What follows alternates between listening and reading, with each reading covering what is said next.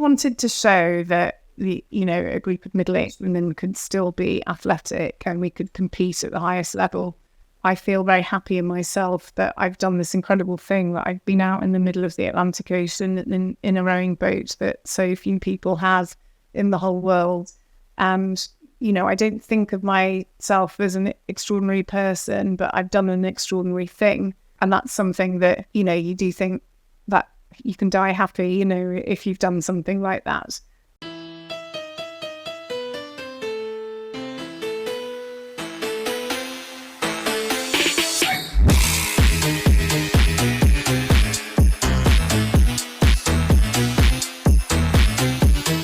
Hey, what is up? Welcome to Last Stroke Counts. Today's guest is an Atlantic rower, former Oxford Blue, former freelance journalist, and currently the CEO of the Health Lottery. Please welcome Lebby Eyres to the podcast. Hi, nice to see you. Thanks for coming. Another one. We've been a long time. We were just saying it's been a while since we spoke to you, but really fun to get into this. And I think different from some of the guests we've had before. But I like different. It's good. There's so much stuff we'll get into, so I think it'll be a fun one. Yeah, we've been planning this episode since May, where we run into the Nat Schools Regatta, promoting the red rowing machine we were giving away at that time to raise money for our friends who are currently doing the Atlantic Rowing Challenge this year. And then you very kindly said that you actually took part in one yourself. Yeah, well, any excuse to talk about rowing across the Atlantic, I don't mind. I'm happy to talk about it for hours on end. So, it's really nice to be here and chat about it. Brilliant. We'll get into it, definitely. But I think, again, we say it's really interesting to find out how people get into rowing. So how did that start for you? Well, I think the first time that rowing really sort of impinged on my life is with my sister. It was a rower. So my sister was at Oxford. And then she was at Oxford, I think, sort of 87, 86 to 90, something like that. And she's taller than me, over 6 foot. Her name's Annabelle. And so she was naturally recruited quite quickly, although she did resist it for the first year because she's an artist. And so being an artist, being a rower, not necessarily compatible. She was at Pembroke. So then she got into the Pembroke boat and then very quickly got into the Oxford boat. And I can't remember actually I think she might have lost the first one and then won the second year. And then she quickly got into Team GB as well. But I have to say that I did enjoy going to support her and going to the boat race and getting involved in all of that world. But I was 6 years younger than her. And so I was a teenager at the time, sort of 13, 14. And I think I vowed never to become a rower, never to set foot in a boat. I was bored by the whole conversation. I would sit around the table, her and her then boyfriend, a guy called Wade Hall Craggs, who he's coached at Durham until relatively recently. But Wade's a big name. A lot of people listening will know Wade. Yeah, he's a bit of a legend up in Durham. Yeah, so the conversation was always about rowing. So if you can imagine, I was just a grumpy teenager sitting at a table. But then I went to Oxford myself, went to Exeter College, and then, it's the kind of thing you do. You joined in the novice rowing, and so I did Christchurch Regatta, and then discovered I was quite good at it, and then got into the Exeter first boat. And so the first couple of years I did classics, so it's a 4-year course, so and do your exams at the end of the spring term in the second year. So I didn't trial for the blue boat in second year, but waited until third year. I always remember getting the training program for the first time and looking at it and just going, I have double outing on Saturday and Sunday morning. It's impossible. I'll never be able to do that, and this sort of real moment of shock and sort of thinking, can't, and then doing it. And then, that's that. It was, so I did 2 years of rowing for Oxford.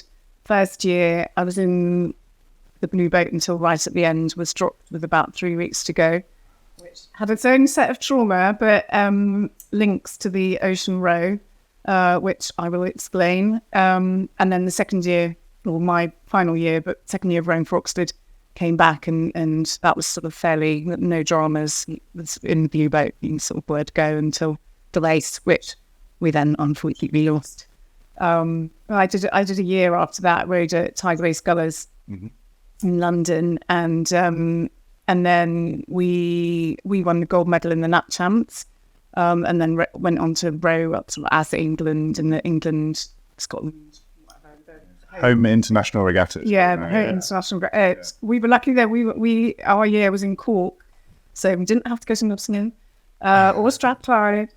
So we got to go to Cork. That was really good fun. Mine was in Cardiff when I rowed for England. Yeah. I rowed for Wales and Cardiff in 2005, which was good. But then I coached the men's Welsh team, and we went over to Ireland, it's a nice place to go, but it's a bit of a ball ache getting there. Yeah, and then getting the ferry over from Pembroke, and it was. Yeah, the ferry was. Yeah, I think we flew. I think made it slightly easier.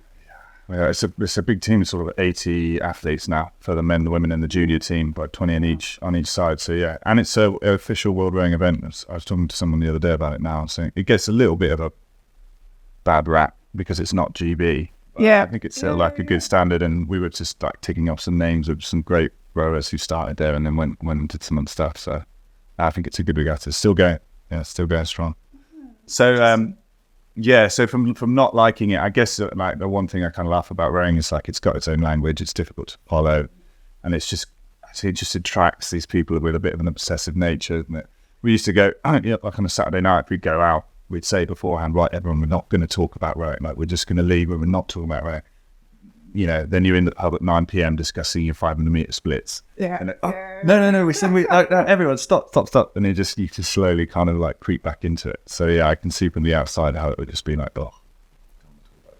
I know. Well, I think all rowers have probably read that paragraph in Lessons from Chemistry. Was it Lessons from Chemistry? I think it was Lessons from Chemistry, which is that very popular book, which is now a series on Netflix or something. And it has, if you haven't read it, it has a paragraph very early on, which is basically about rowers and their obsession and how they'll do exactly that on a night out and end up telling you about what their 2K is. And, I have a 14, my kids are 17 and 14 and they're both rowers. And my husband I think he gets very bored at the dinner table. Or is it not a rower himself? Not a rower. I haven't managed to get him into a boat. No, I did get him on a paddleboard this summer, but it was a bit wobbly. It's not a plan of the water. So yeah, who did we speak to who said that? Oh, was it Lola who was like, I'm really scared of water? But she went out. She actually, was it Cloudway Scullers as well, I think, where she started? No, Lola started at Surbiton. Yeah, but then she said she went, I think she just went out and did a bit of tideway and was like happy that's where she learned how to scull because it was a bit calmer at the time or whatever. It's a bit wider and she wasn't too worried about it. But yeah, it's quite funny. So they were saying like, oh, how can you be a rower and be scared of water? And she's like, well, I like being on the water, not in the water. Yeah. Actually, yeah, that's interesting. I definitely prefer being on the water. And my sister is a big swimmer. So now she does sort of cold water swimming and stuff like that. But she doesn't row as much as she used to. But I definitely prefer being on the water. Yeah. So getting into rowing, was that sort of, did you want to sort of do what your sister done? Did you find that as like an annoying thing? I know my younger brother at school really was turned off by rowing, but I kept being told, you could be good like your brother. You could be good like your brother. He was like, oh, I don't want to do this. I think initially, but I think when I started at Oxford, it was just that curiosity of what I would be like. And I think I was at a girls' school in London and from 11 to 16, and then I went to Marlborough College. And I think there's no rowing at Marlborough, but that was a kind of slightly difficult time in my life. It wasn't the happiest kind of period, I think, of the school. And there's no rowing. I think I played lacrosse, which wasn't the main school sport. But, I have a report from my lacrosse teacher which says she's not a first-class player. And then I had some good friends whose dad was this guy called Bruce Tullow, who's a famous runner in the 60s. I went on a cross-country run with them and they were like, she's not a natural cross-country runner. So I came out from school sort of thinking that I wasn't sporty. Mm. And I just really I hadn't found my sport yet. And I think I would, my brother and sister would always, they're the kind of people that they'll go for a run, they'll have that need to go for a run just in themselves. They won't need to compete. I would say probably in my core, I'm quite a lazy person. or maybe that's just being sort of the lazy younger sister. I don't know, but I need a competition. I need something in order to make me go out and train. It's that fear of feeling awful in the middle of a race that will make me go and row. I think so. Then I went to Oxford and then just discovered that rowing was my sport, and I am very, and I knew I've always known that I'm highly competitive. But, I hated losing games when I was younger and stuff like that. But I did not have that kind of connection with sport growing up, and rowing are kind of the two sort of married together. Yeah, I think rowing is an interesting one because obviously when you compete against other people, you get that competitive thing, but also you're sort of constantly competing against yourself. So even in training, there's all these kind of little wins that you can have, and you can feel like you've won over, whether you just won over a physical performance on the rowing machine or like mentally kind of beating that voice. I think it's also, there's an age-old joke, isn't it, that rowers can't catch or throw. Yeah. If you were rubbish at all ball sports, you should try rowing, which is quite funny to say, like, oh, here are some people that aren't very coordinated. Now let's go and make them do something that's an incredibly coordinated movement. But it's funny, it's just like you say, like, I think that's an interesting perspective. It's sort of you were competitive, but like just hadn't quite found that sport. And I would say like that's like such a key thing, maybe for like parents or like as kids come up. I think the key is let them try everything. Yeah. Because you just never know what anyone's going to be into. And like you said, like having tried some other sports, it made you feel like you weren't sporty. I say my mum, when I was younger, we just did everything. She just put us into every football, rugby, everything. And then eventually we found the one that I was like, Mum, I want to do that again. Yeah. So I think that's like really important. And again, as well, I just think it's really funny having spoken to so many people now about how I think a lot of people would expect all those athletes that have done boat race or Olympics or anything like that, oh, they must come from like a dynasty of rowing. They must have an incredibly athletic family, or they must have been like funneled into this.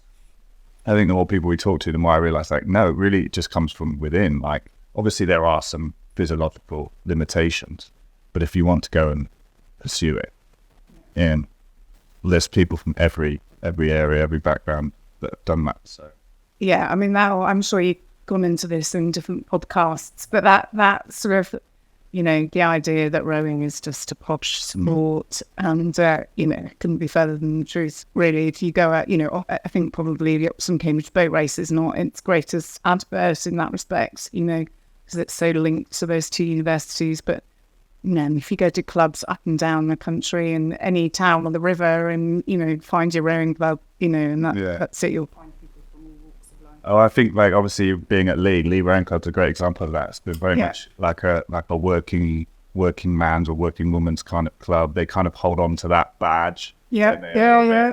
I mean, it's the club of the year. Yeah. And I think everyone's proud now, and then trying to bring in a more diverse group of rowers, and they have a program called I Belong to sort of really get people who live in Hackney to come along and take part in the sport. And I think that the club has suffered some prejudice in the past, and bizarrely that I think I had a couple of women's Henleys in the 90s where I ended up, on my Oxford boat, ended up against the Lee Rowing Club, and we lost both times. But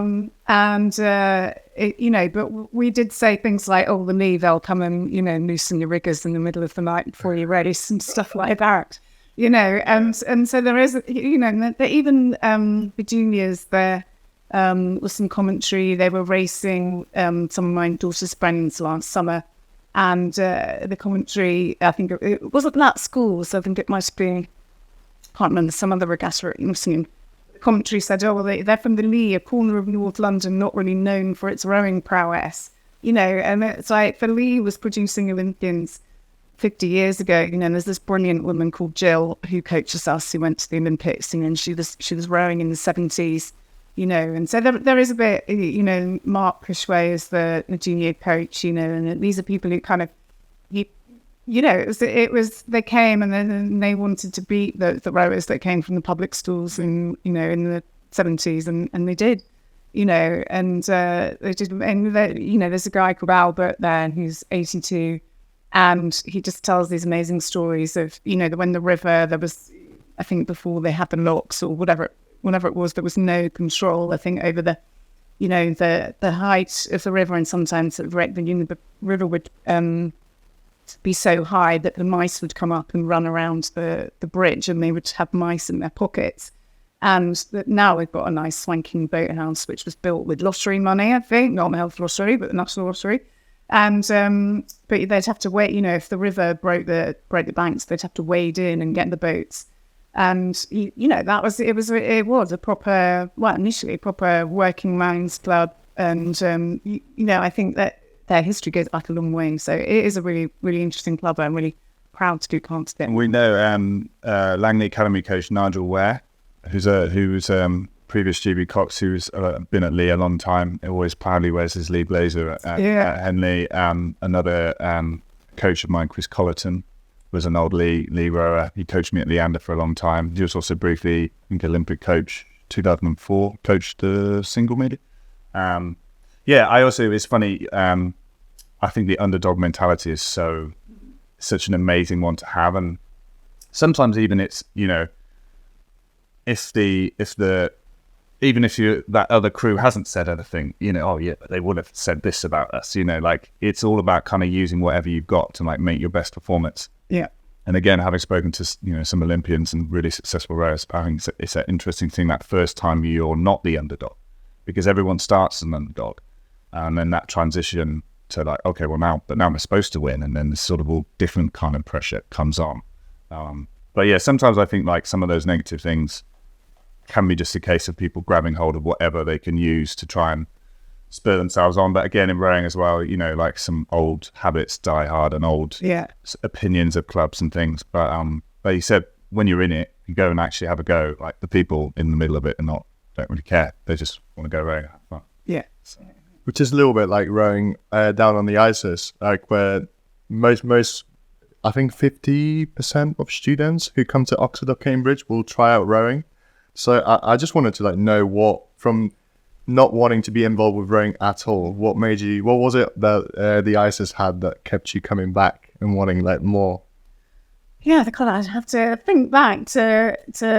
I think everyone likes to be good at something, don't they? So that's when I started my Christchurch regatta photo is about as crazy as everyone else's Christchurch regatta photo. I can believe that. Looking out of the boat and arms, legs everywhere, and it's sort of really bonkers. But I did know that. I can't even remember how we did, and we certainly didn't win the whole thing, but we might have won a race.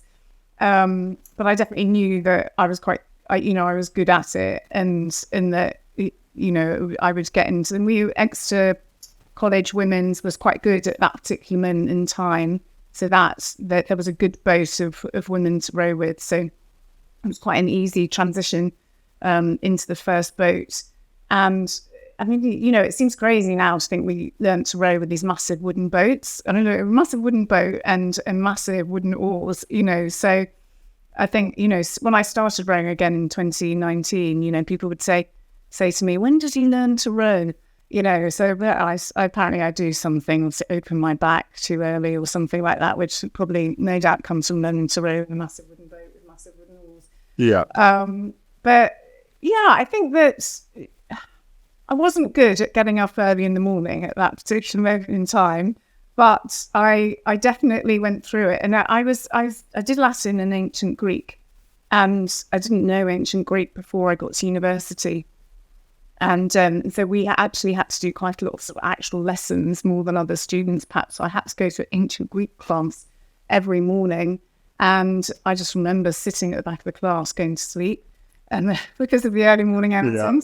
But I think I just, instantaneously just loved being on the river, loved being outside. And the other day I came back and showed my daughter around Oxford so she could decide which university to apply for. She's decided to apply for Cambridge. But just that walk up through Christchurch Meadow, and the wide path and Christchurch there. And, actually there's something that feels quite wild about it. It's quite, you're immediately sort of out of the city and in this incredibly beautiful place. And then just that row of boathouses. And of course we have the beautiful Oxford boathouse on the other side of the river, which burnt down. It's just, it's a really lovely place to row. And I think I got into it very quickly. And then, bumps racing, for me, bumps racing is still the most terrified that I have ever been at the beginning of a race. Yeah. Because, and now I can't remember which one, whether it's torpids or summer eights, where, one of them, the bumped and the bumpy drops out, and the other one, only one if you drop out. But you've got the potential to get tangled up. And then the whole division row past you, and you can drop down a whole division if you get something wrong.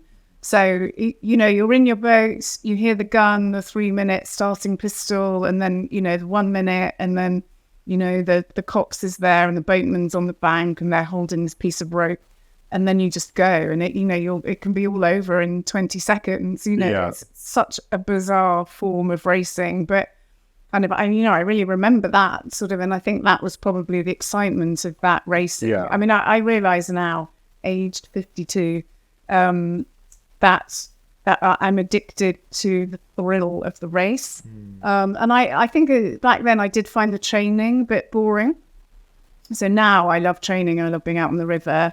Then our coach X had loved doing square blades. We just did square blades up and down, right? Lincoln River, so I don't know why, but I think made me have quite a good finish at the end of it. But, it was a bit crazy. I once did a charity row from Oxford to Henley, and we did the whole thing square blades.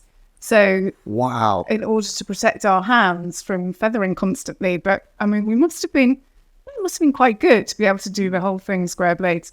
But I think just that thrill of bumps racing probably. And then, I think after getting over that teenage grumpiness, I think I only ever found it inspiring to follow my sister's example, and that, so I guess, when did I start? So 1990, as my sister did the Olympics in 1992.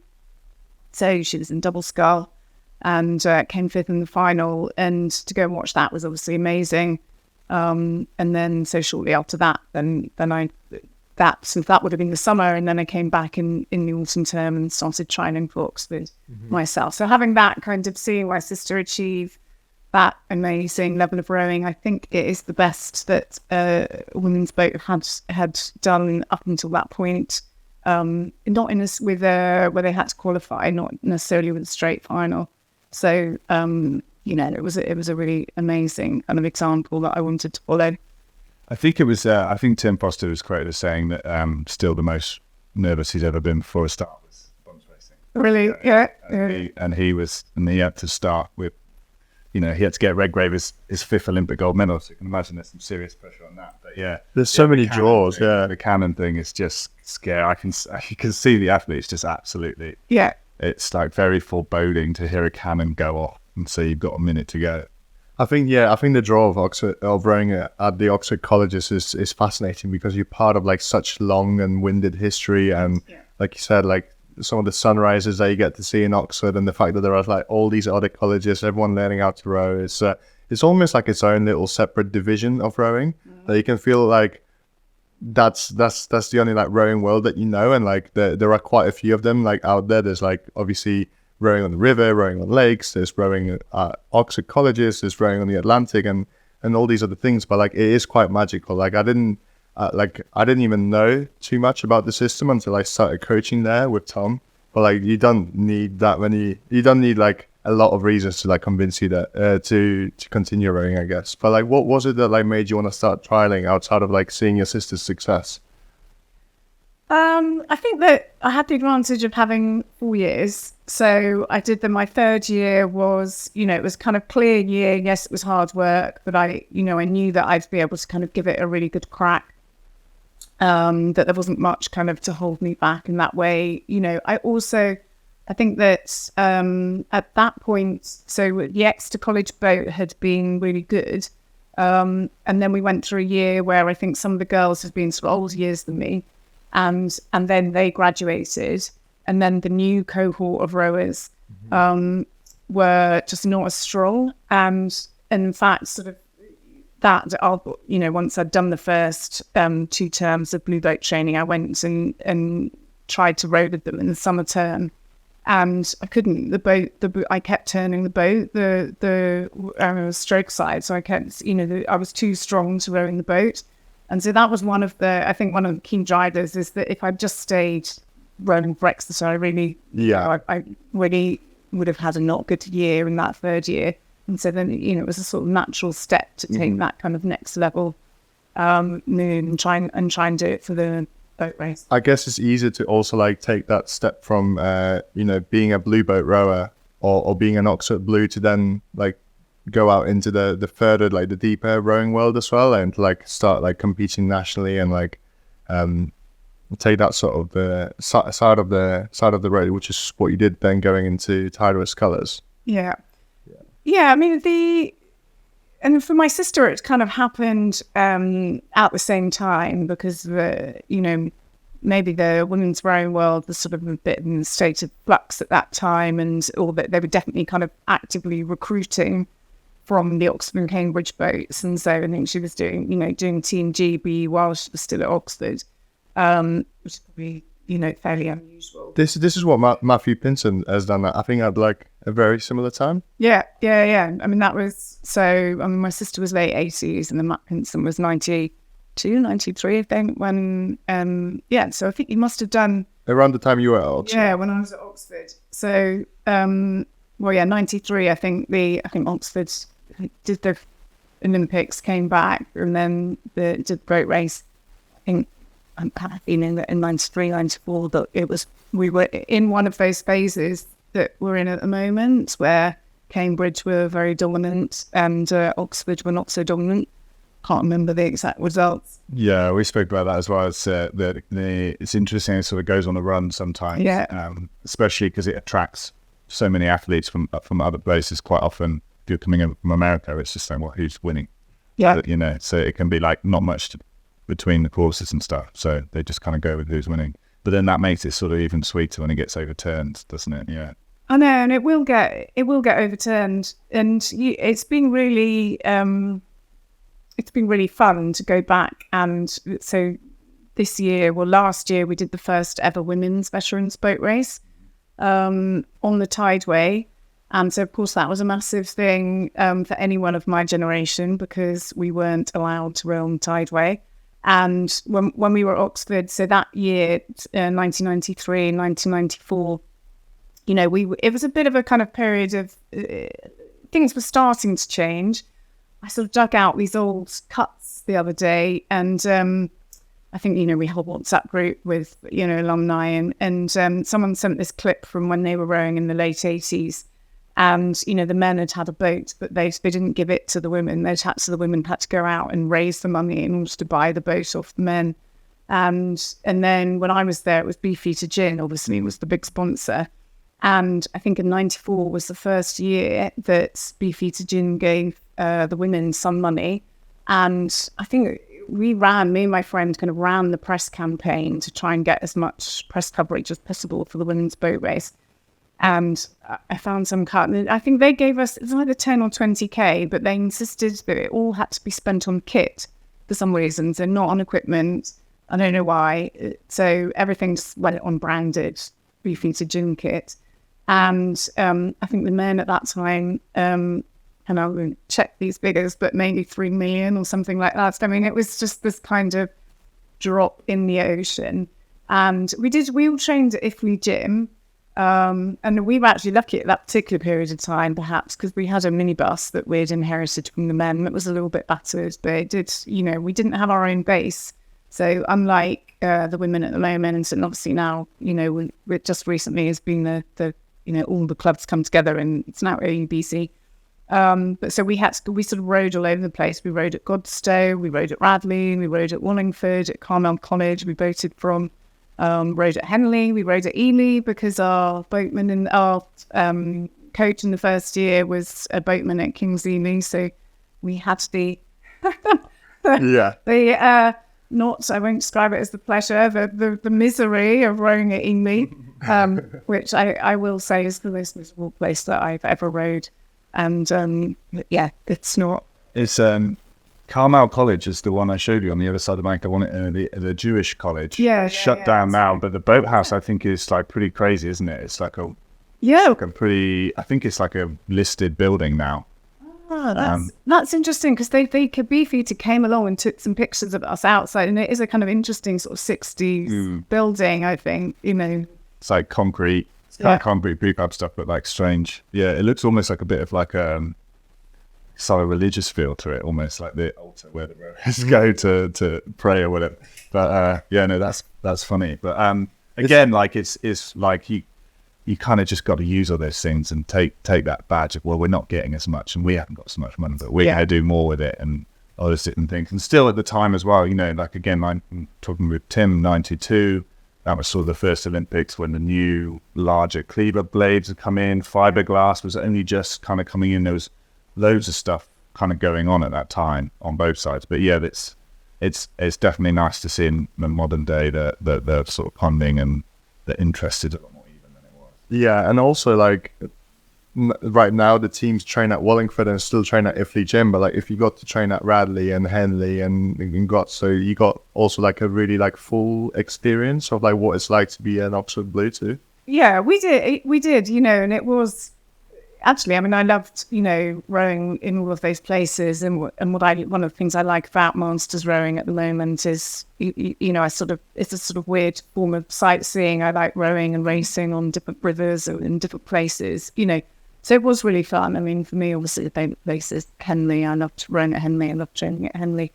But yeah, I think you're right. I mean, we did sort of take those kind of, it made us determined, and I remember. We had, it was a great moment for everyone, all ex-UWBC rowers when the first race happened on the Tideway. Did Zoe Cox it? Zoe de Toledo? Maybe, yeah. I can't remember exactly. Too many names. Yeah. No, too many generations. They did a big, they had a big event, so they got they tried to get as many old blues as possible to come along. And then watch, and there was sort of really strange kind of feeling of kind of, you're celebratory, but also kind of slightly jealous that they were getting to experience this thing that we really haven't been allowed to experience. And in the mid-90s, I think Oxford maybe we were a little bit keener that the setup. Everyone was kind of keen on the women going to the Tideway, and at that point, because Cambridge were kind of in the ascendancy and they were doing well at Henley, and the Henley Boat Race Day kind of perhaps were more for staying at Henley. But, the old arguments that were sort of chucked at us were, there wasn't enough time to have a women's boat race, or that the training would be different. And I know there is still, there was the difficulty with the lightweights perhaps. And, Henley Boat Races was a lovely day when, there were lots of races. And it was a really successful day. I was really angry actually. So when the women's race switched, I pitched an article to a newspaper, which I won't mention. But I said, with my perspective, having rowed at Henley, and then I'd like to go and interview the women and find out what the experience is like for them rowing on the Tideway. And I think the newspaper possibly picked up the idea, but sent a male football journalist along instead. And in his copy, he wrote that the Henley boat races used to be watched by a couple of swans, and that was it, and that it really annoyed me, because it was a successful day, and there were lots of people in the bank, used to be, it was. I have great memories of that, and we worked really hard to publicise it and get the women's boat race on the map. Successive generations of women sort of really, really tried to do that. But the reality is it wasn't until it got to the Tideway where people kind of went, oh, there's a women's boat race, and it is kind of transformative. And, I think maybe you still have a couple of negative voices about it, but I absolutely 100% think that the addition of the women to that day has just made it a brilliant day. It's, and now the men's vets race has been going for I think since the mid-90s. And that always usually takes place the day before, maybe the week before, kind of depending. Now, so we had the second women's veterans race this year, and it was a lovely day, but it was a poignant day as well, because the chairman of the boat races had died in race at Henley. But I think that there was that kind of real feeling sort of coming together, and the feeling that it's become this sort of weekend of racing, and we might all be a bit sort of old and wrinkly, and we're not rowing as far. So the men's and the women's vets race from Putney to just after Hammersmith Bridge. So we did, I think it's about half the course, something like that, which that was set back in the 90s because they didn't want the men's vets to cast a shadow over the boat race proper, to make it look like, you've got to kind of protect the full race. So that's why we only go up to just up to Hammersmith Bridge. But I have to say, I think that was probably far enough. I just thought so. We won. So last year we won the first women's race. And that was amazing last year. It was fantastic to go and race against Cambridge and actually win for the first time. I did it when I was rowing at Tideway Scullers when we won the gold medal at the Nat Champs. We did beat Cambridge in that race, but it wasn't quite the same because it was in Tideway Scullers colours. But yeah, to do it as Oxford, and quite easily in the first year, it was a great feeling. And then that was 3.5K, I think it is, and I didn't feel much pain, just felt the joy of the win. And then this year, they had Kath Bishop, Sarah Winkless, and a few other superstars on board. And we had my sister and Alice Topley, who are both Olympians. And so our game plan was to just crack it off the start and then just try and unnerve them, which we did. And we did get up off the start, and then they just powered through us.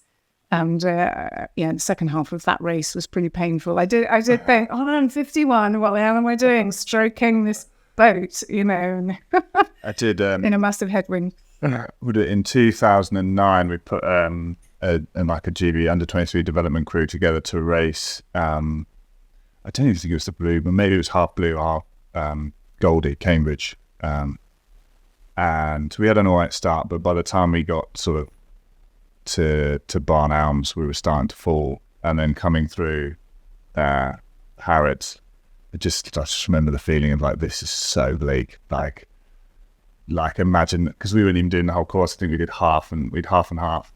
Just thinking, like, imagine sort of coming through Hammersmith Down and your entire year is just going to be like kind of it really kind of put me off. I know. It's such a that stretch is quite bleak, but if you're down at that point when you're coming out of Hammersmith Bridge, and then just there's nothing else. There's no like, let's hold on to second place. It's brutal. You have to fight that voice in your head for so long. Yeah, that's half the draw, isn't it? Because it's win or nothing. I think that's what kind of makes it more exciting. Yeah, I think for the putting the women on the Tideway, like the first kind of like the perspective or whatever, that chatter of but it's not as good, and just think, but of course, like you have to make the move first. You're not going to be able to attract, like you said, the men's race attracts Olympians from all over the world. Like, you're gonna have to put it on the Tideway first, and it wasn't long before it started attracting some Olympians, like American and New Zealand, and that now you can see some real star-studded. So I think that's already always for me like a frustrating thing of like, if you want things to improve, you're gonna have to like make a move first, like do something, and then that'll follow. Yeah, and I'm really glad that's changed. Like, having heard about like how it was, and like you had having to like fight for funding, or even like to use boats, and like being told like what you can and cannot spend on, to then like actually seeing that like everybody now races on the Tideway. I think that just, like you said, makes the whole event just so much richer, and like it's just better like for spectators, but also like for the tradition of it. But that journalist talking about only a couple of swans watching the Henley boat races would also boil my blood. I was going to say, like, what? There's so much more to it, and I like, again, like, part of what we're doing this in the compass in this podcast and having long formats to like really get into kind of the background and the guts of it. And there's so many interesting things, and like from my perspective, when read some article and it just starts with, and the boat race athletes have to get up at 5 o'clock and eat 10,000 calories, and you just think, how lazy.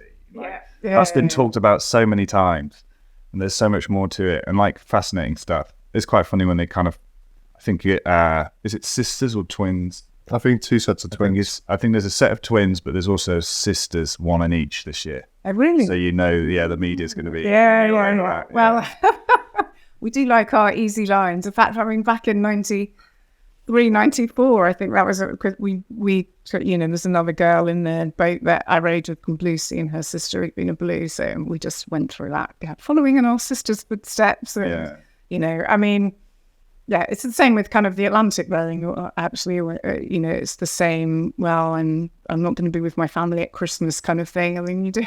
They're easy lines to pick up, but you're right. There's many more interesting things to talk about. And even like the same when it comes to like choosing guests, like we could possibly try and have Olympians on every week, but like eventually those stories of like, going to the Olympics, like if you hear it for the 40th time in a row, it's going to get boring. And like there's just so much to rowing. There's so much history that like is possibly like unexplored because, well, most rowers just, train with their blinders on, come up, like they do loads of training 12, 16 times a week sometimes. And like there's not much time to even like talk to others who have been involved in the sport and like seen how it's like changed throughout the years, etc. So no, it's I think it's really valuable to like also understand the context of like how things are changing and like to see like possibly like what other steps we can do to make the sport change for the better in the future and like even be more inclusive but also better for the spectators, etc. and like just to really follow on with the tradition of it. So afterwards, you said you went to Tide Race Colours. Did you have any thoughts of trying to take your rowing to the national level, or more busy sort of pursuing the career? I did. I mean, I always thought, I sort of said to myself that you need to kind of have 3 things really if you're going to be an Olympian. So you need to have, the talent, and the determination and the physiology. And I think that's probably, maybe I'm being slightly sort of harsh on myself, that at that time, however old I was, like 21, 22, I think I probably did have the talent, perhaps more so in a sculling boat than rowing. But did I have the determination at that point? Not sure I quite had the same level of determination that I have now. I always quite fond of partying as well. And you have to. Yeah. So, and in terms of physiology, this is quite an interesting one because the nutrition, the advice, everything you get now is totally different. I would still say I probably didn't have, sort of physiologically, probably wasn't as natural an athlete as my sister. And I remember my sister going to do sort of tests, sort of early days of sort of adopting a more scientific approach to it. Her tests were so incredible that they actually refused to believe them. And, her sort of lung capacity, everything. Whereas I've sort of, I spent kind of 30 years trying to persuade people that my peak flow was really a bit crap and perhaps I was mildly asthmatic, and it's only actually fairly recently that I've managed to, get myself a brown inhaler, and it's made a massive difference, so, but at the same time, so now I think I'm tall, I'm strong, perhaps I was subduing myself a bit down on that aspect of things, and then the other thing is the nutrition. So, I mean, I basically feel like I did the boat race on toast, and, that was it. I mean, I remember we had one piece of nutritional advice, which was eat bread and honey straight after training.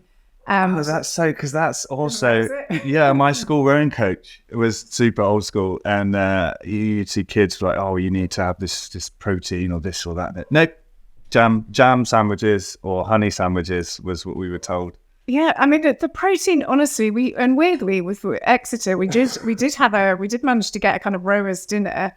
And we did have steak, but at the time in the 90s, that was considered really retro. That was considered sort of very 1970s kind of protein. No one has protein. You've got to have carbs. Yeah. And so and I remember my sister used to share a house with Ben Hunt Davis, and Oxford, and I remember going around, you know, and he just was eating this entire packet of Mother's Pride bread, you know. Just one piece at a time, yeah. Just, you know, and that was it. We just ate. And I mean, we'd go to Ely. I remember for some reason, particularly Ely, go to the Tesco's afterwards, and we'd come back and we'd have scones and, you know, we'd get every single piece of white carbohydrate that we possibly could off the shelf, but no protein. And I look at my kids and they're just sort of, you know, stuffing themselves with protein. But yeah, so that year, anyway, to get back to your question, so we rowed for Tideway Scullers, and I think we did, so they did have at that particular time kind of development weekends at Nottingham. Mm-hmm. So we go up for development weekend, but I do remember just one weekend going up and we did the first day fine, and then the next day was kind of one of those horrific Nottingham mornings, and it was so windy, it was so horrible, and no one could row, and so they made us run round the lake twice. And then after that, we just like, right, we put on our blue Oxford puffers and said, right, we're going home. And you know, that was it for international trialing for me. I was like, right, I'm not, you know, not doing it, just focused on Tideway. Got the gold medal at the Nat Champs, got the gold medal at rowing for England, and then went to Seville to teach English. So that was the sort of break for me. I think I had a real urge to go and live abroad. So I wasn't, at that particular moment in time, maybe wasn't especially career driven, but I had a real desire to live in a different country. So went to Seville, taught English for a year. And then at the beginning of the second year, I did actually think, oh, maybe I'd quite like to start rowing in Seville. Went down to the club, tried to get in and went for a couple of outings, but there were really only 2 women rowing and they were in a double, and they weren't very welcoming. It's a bit geeky. Yeah, it was a bit, and also, you know, the fact was, because of the heat mainly, that they still trained at 6 o'clock in the morning, but we weren't going out for drinks until 11 o'clock in the evening. We'd get home at 4 o'clock in the morning. I thought, this is not going to be compatible with life in Seville, you know, and I might, if I want to be rowing and getting up at 6 o'clock in the morning, might as well be doing it in England. Yeah. So then, 2 years in Seville, came back, and then I just kind of got on with my career and didn't row, started partying, and then I suppose mid-30s, I had kids. And then I think I was working at New Magazine, and we had an art director who he had a drink problem, and he'd nearly lost his life. He'd stepped out in the middle of the road and been hit by a car, and his best friend had died, and, you know, so he was kind of in trouble, and he sort of then kind of, you know, managed to get off the booze and started running marathons. And this was the sort of, you know, one of those kind of moments of inspiration, you know. So I was kind of inspired by him. My mum had died of breast cancer. So then I think my son was born in 2009, and then in March 2009. And then I did my first walking marathon in 2010. So I did the moonwalk. So I started power walking. And then a couple of years later, I got a New Magazine group together, including the art director. And we did the moonwalk again.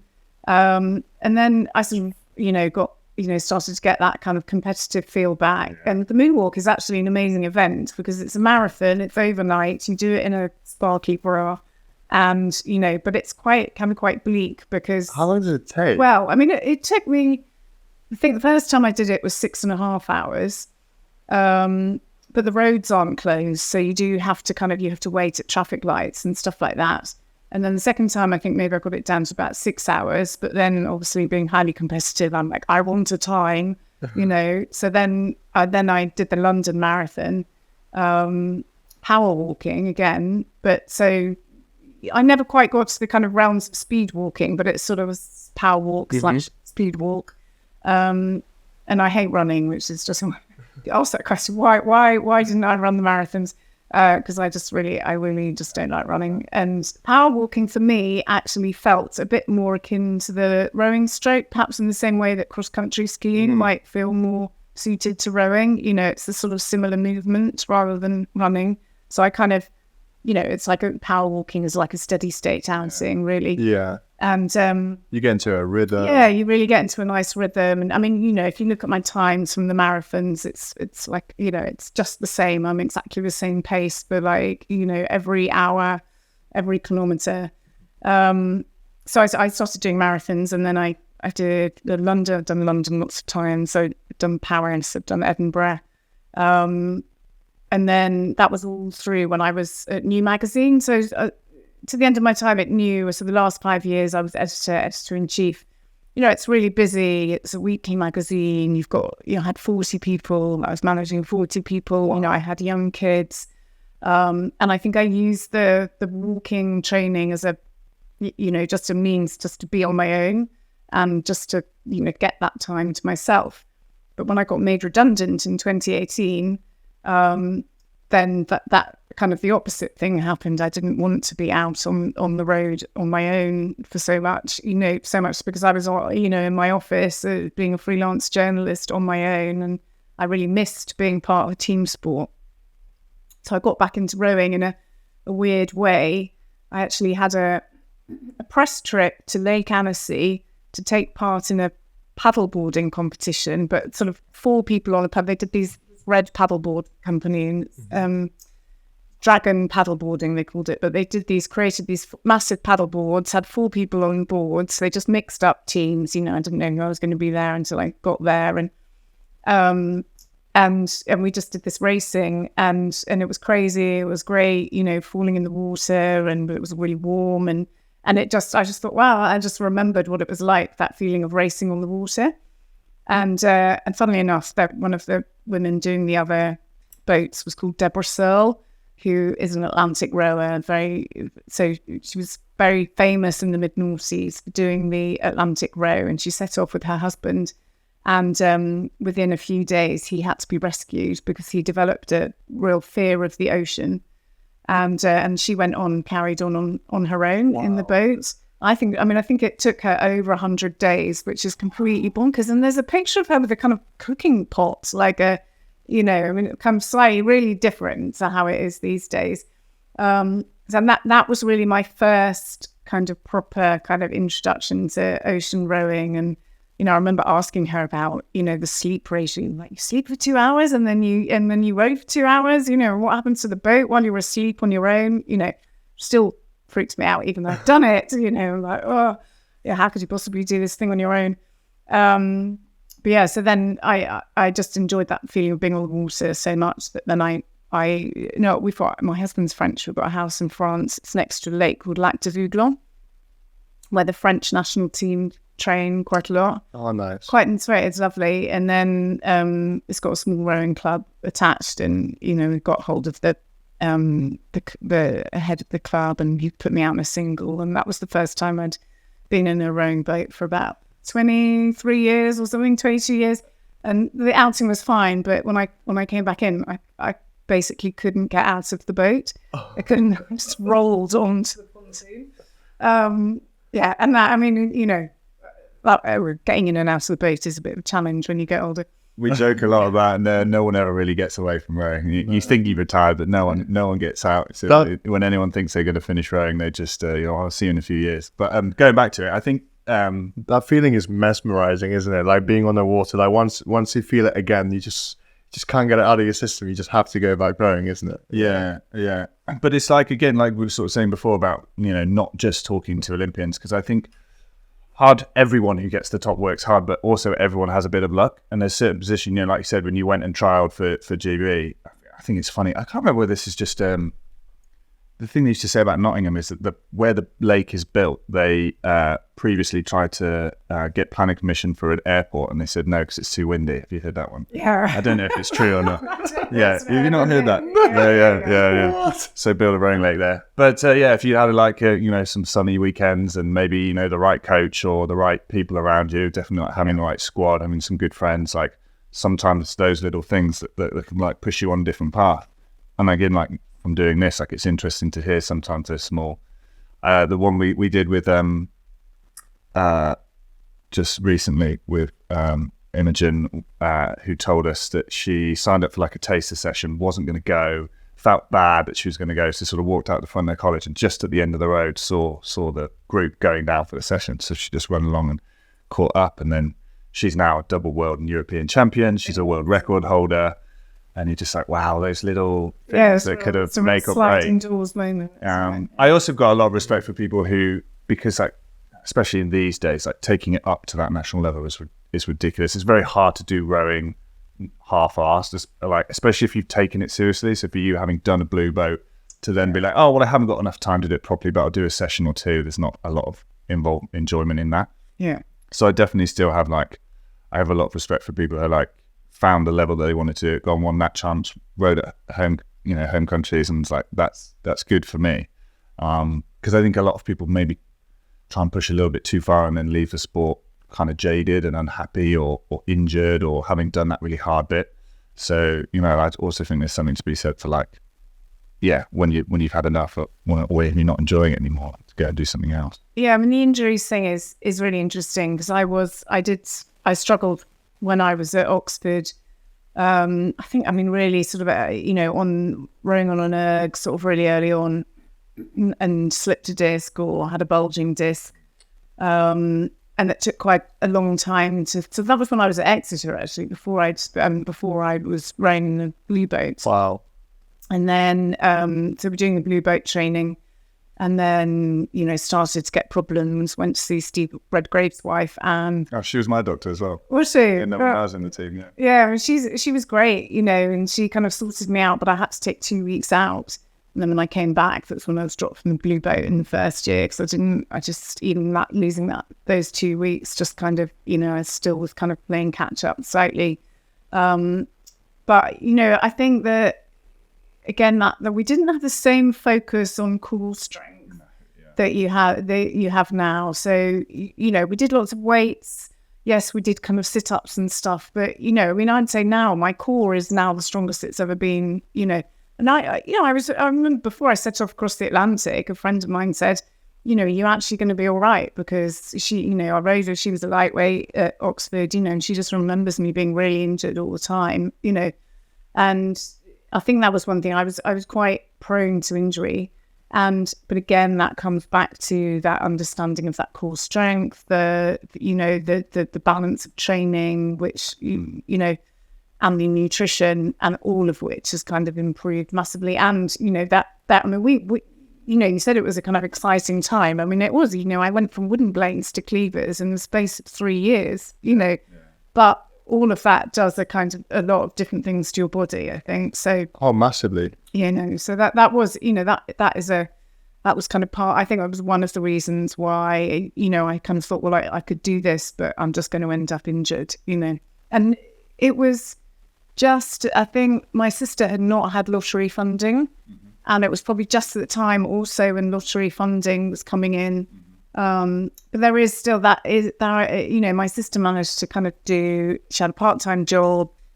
She founded Rock the Boat, which is the t-shirt company. Oh, yeah. So I would go to Henley and kind of sell t-shirts out the bag and stuff like that, so that was all to kind of make money for their Olympic dream, because because there was no funding. But I think now that if you're even kind of as you got to the mid-90s, so people like Kath Bishop, that you're really putting your career on hold for a while in which to do it, and that is a big decision, and it's not for everybody. Yeah, if you're going to do it properly, it's not just it's your entire life. Yeah. I would have said, like, when I was training full time at Leander and at the team as well, you just feel like there's 30 people in this room just with life on pause, because there's not time to sort of do anything. I sort of joke sometimes. I think for that sort of 7-8 year period when I really took it really seriously, I don't think I watched the news. I didn't read a newspaper. I didn't download a new song. I didn't read a new book.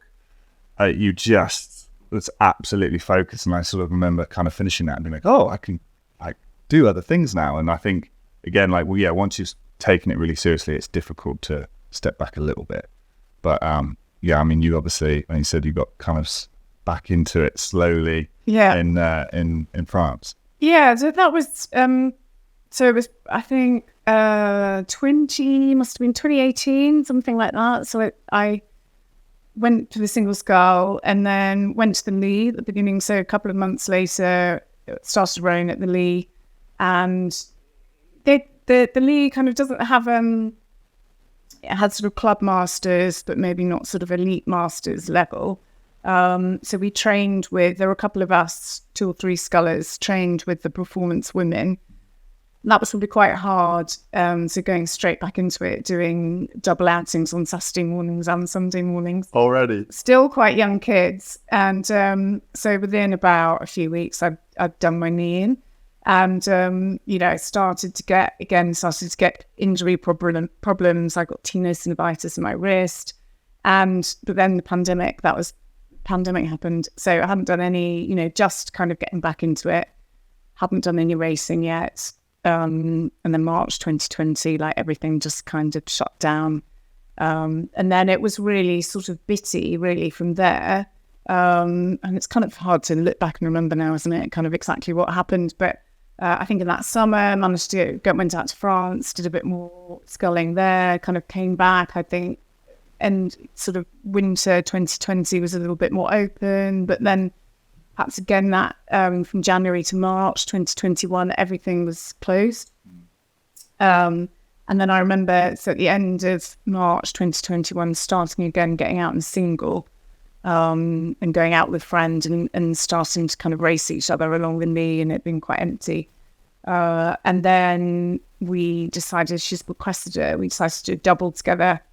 And then that's when I think started to compete for the first time. So we did Brit Masters and Henley Masters, both slightly chaotic in different ways. But at that time, so I had started, so my friend Jo, so when I got dropped from the Blue Boat in 1993, so with 3 weeks to go, so was my friend Jo. So she had rowed in the Blue Boat the year before. She was the vice president. We did some seat racing at Ely, I think, and she remembers better than me, but she thinks we won our seat racing, but were dropped anyway, which obviously can happen in the world of rowing. But we dropped into Osiris, and then 5 of us in Osiris became sort of bosom buddies, and we've been friends now for 30 years. And so then she had briefly mentioned to me in December 2020 that, you know, she was planning to do the Atlantic row, and that someone had dropped out. But, you know, before I could even think about whether I wanted to do it, she was like, oh no, they've got someone else, that's fine. So, you know, I hadn't even kind of, you know, really sort of, I mentioned it to my kids and they were like, no, you can't do that. And then I just helped the crew out. They're called the Mothership. And I started to help them out a little bit with their media, and I did an interview with them for the Telegraph, just talking about all the different reasons for putting the boat together, rowing across the Atlantic. So it was one of the women's husbands who'd done it 2 years before, or a year before at that point, I think. And then she'd watched him come in Antigua and thought, right, I want to do it, doing a female boat. And in fact, if Paula had stayed in the boat, they would have been the oldest female to have tackled it. I was slightly younger than Paula, so we were the oldest crew was older than us by about 4 months or something. A little bit annoying. But anyway, so this article just literally come out in Telegraph, was about to come out in Telegraph when my friend called me and said, Paula's dropped out. Would you like to row across the Atlantic with us instead? And I remember I was sitting in the garden with my husband, we were like having a glass of Chardonnay or something, and my husband said, you've got to do it because you will regret it for the rest of your life if you don't do it. And I was a little bit more, I didn't say yes immediately. I mean, for a weird reason, just entirely because on our honeymoon, when we got married after the kids were born, we came back in a boat from Sark. We went to Sark, came back in the worst storm ever. And I got really seasick. And so I said to them that I'll come and do a trial weekend on the boat. And I was just a bit worried because I was so seasick on this particular trip. You know, anyway, got on the boat and just fell in love with it. And that was it. And I said yes after the weekend. And luckily we all gelled really well. So How long was that before leaving? That How much time was- did you set up? So that was about 7 months before leaving. Okay.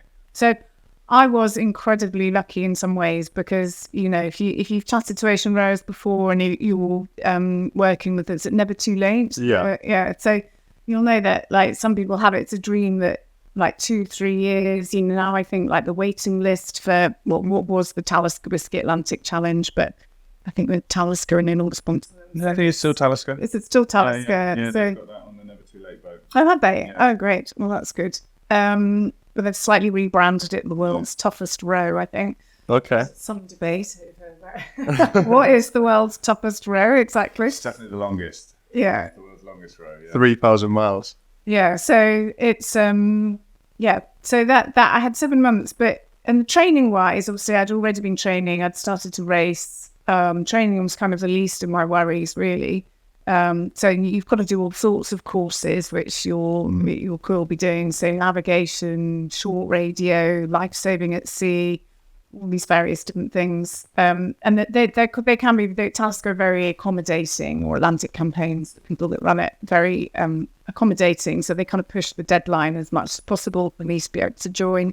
And you have to spend 120 hours on the ocean rowing boat, going around.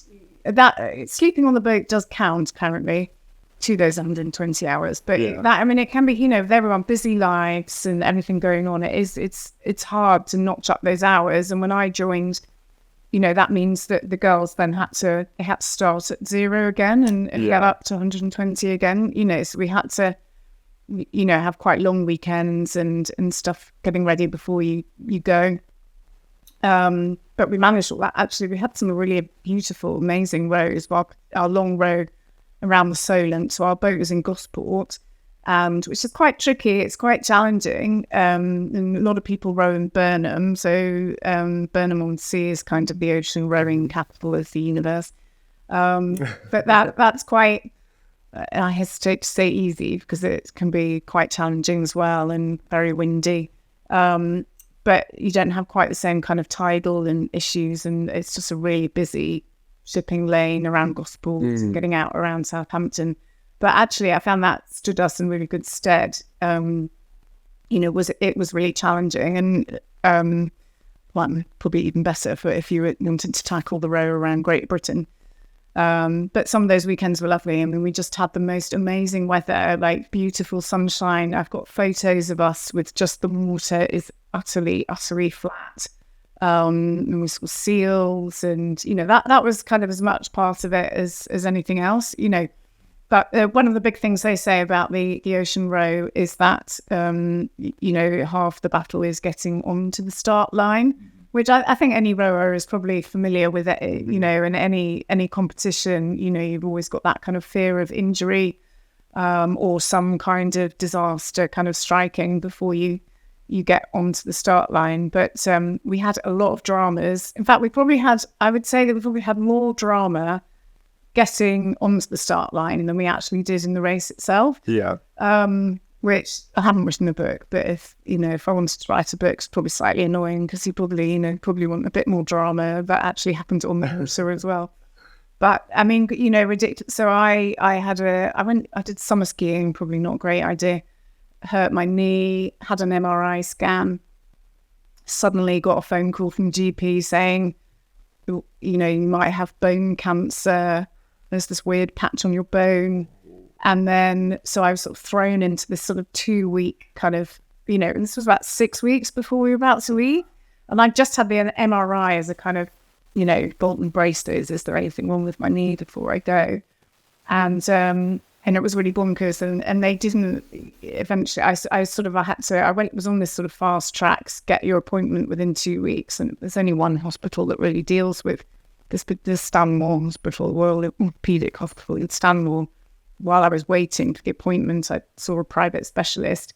He was a little bit kind of bemused to begin with, and he kind of didn't really know what this patch was, and eventually spoke to a radiologist at Stanmore as well, and they decided that it's a really bizarre kind of niche thing, but it was a patch of bone marrow that had changed colour. So I don't know, the bone marrow is yellow when you're a kid and turns red, or vice versa. But if you put your body under extreme pressure, it can it can change the bone marrow back to the original colour, which is just, it's really odd. Anyway, this patch, that Colin thought that it might be cancerous, but it wasn't. Oh, yeah. So that was kind of one thing. So that was, and then we had some last minute dramas with the electrics on the boat. So we had to find 10 grand from somewhere just to totally redo the electrics on the boat, which had been, we had done them, but, not with the official boat builders. And I think we had too many solar panels basically on the boat, and it was causing problems. So we had to have all of that redone. So we were kind of back with the last boat that was loaded onto the containment, and shipped over to La Gomera. And then it was in that period of time where COVID, different strains would come and go, and we'd gone through that. Those kind of few weeks had been kind of low sort of COVID, not too bad. And then suddenly it all started to pick up, and I can't remember, I think it was Omicron, something like that. Stupidly, I had a massive party about 4 weeks before we left, and no one got COVID from that. But looking back, or maybe even 3 weeks, it was really probably the most stupid thing I could possibly have done. But anyway. Well, you've got to celebrate with your friends. I know. Before you go out to the ocean for over 2 months, you got to celebrate with your friends and still see them. I know. But in the end, so you, as you'll know with your team, that you go to La Gomera 2 weeks before departure. And, there's a lot of sorting out of all of there's so much stuff that the kit list is, but you think there's a normal kind of faff factor with rowing. And it's just like it says in the blurb, everything with row and anything to do with a boat will always take twice as long as you think it's going to, which is like even more so with ocean rowing. But in that countdown, we're sort of getting everything ready. And then when we arrived at the airport that morning, my friend said, she said, I'm just not feeling very well today. And we'd all done, lateral flows or whatever the night before that had been negative, but she said, I'm feeling a bit coldy, so I'm going to wear my mask. And, we were wearing our mask. But, she, throughout the day, she just started getting iller and iller and iller. And as we arrived in La Gomera, she said, I've lost my sense of taste and smell. And we were like, we had this villa, which bizarrely, one of the rooms had a separate bathroom with a kind of double door thing. So we got to the villa, shoved her into the room. Locked up. Locked her up, went to the chemist, bought some COVID tests, came back, gave it to her, and it literally just went positive in a matter of seconds. So then we were like, well, what the hell do we do? We've got 2 weeks to go. She's got COVID. I had been, she was right next to me on the plane. I'd had my booster 10 days before that, and it's probably like the best timed vaccination ever in my entire life. But it was really, really, really stressful because, we didn't know how she would recover. So we didn't know if she'd be well enough to do the row. The organisers told us to kind of prepare to go as a trio, but we didn't know if we were going to get sick. And it was kind of like a domino thing. And then, really luckily, probably for the whole fleet, that she was ill that day, that her symptoms came out that day. Because if not, we would have arrived. There's this pub called the Blue Marlin, sort of infamous pub on La Gomera. Everyone goes to the Blue Marlin. They get totally wasted for 2 weeks before they leave. And then, and we could have gone that night, spread COVID around the entire fleet, and everyone's dreams of 2 years would have been kind of completely destroyed. So it was lucky, and the organisers were very fair on us. So we locked Joe away for 10 days, and she kind of it was really, really stressful, and it was a real shame because that 2 weeks in La Gomera is like as much part of the race as anything else. But yeah, so we had to kind of do all the packing. They put us in quarantine for 1 day, and then we just tested and just came out, and we were really worried with the rest of the crews that we might be sort of treated like kind of pariahs, and because who wants to put their journey in threat, but they were so welcoming, and they really that first week we didn't go to the bar, which was a bit of a shame. I think by the following Sunday we thought, okay, we're probably out of the woods now. It wasn't quite I mean, we weren't long out of that period where you had to lock yourself away for 14 days, even if you'd been in contact. But anyway, in the end, miraculously, we didn't get COVID. No one else in the fleet got COVID. My friend recovered completely, and we were able to go. So but it was really, really touch and go. I think there's like some super important lessons from that. We've spoke before about, and I always try to, coming up to big events, talk about how like something's going to go wrong. You have to prepare for it. If you're constantly fighting to live in the perfect circumstances or be perfectly happy with everything, then you'll never be happy. So it's all about kind of understanding that something's going to go wrong and not worry too much about it and just try and kind of plan for it. I like the other thing about saying, you're saying that it's more stress getting to the start line than after it. Again, like I think that's a common theme. I think everyone's experienced that before. And you probably didn't know that at the time, though. Like, you must have been thinking, like, wow, we didn't even go on the water yet. And, like, all these dominoes are starting to, like... What next? What next could possibly turn up? Yeah, but no, I think that's really important. We talked about a little bit about, all those things that you do before you get to the start line. There's so much like putting money in the bank. And then when the flag drops, you've got more money to spend than your competitors. And I think also, like, we've talked about winning's great, and everything going smoothly is great, but you don't learn a lot from that. Nothing ever went wrong. You don't learn a lot about yourself or your teammates, or so if you're going to go and spend 50, 60 days together, knowing that you come through a crisis before you get there is actually something good. So like turning perspective on things gone wrong, I think is always really useful. You can just learn a lot more from it, and especially any rowers or any crew, like use that as an opportunity to find a little bit out about yourself, about how you deal with the pressure. Things like that is super useful, especially like you don't know what's coming at the big race like that. Absolutely. Like, wasn't that a great test for like how your crew reacts and like moves as a team, like right before like you go out on this massive unknown adventure? Yeah, I mean, it was. We'd really sort of, we were kind of a young crew together, and the fact that we'd only kind of been together for sort of 7 months or something at that point. And I knew Joe really well, but I hardly knew the other two really. And we were lucky that we all kind of bonded incredibly well together.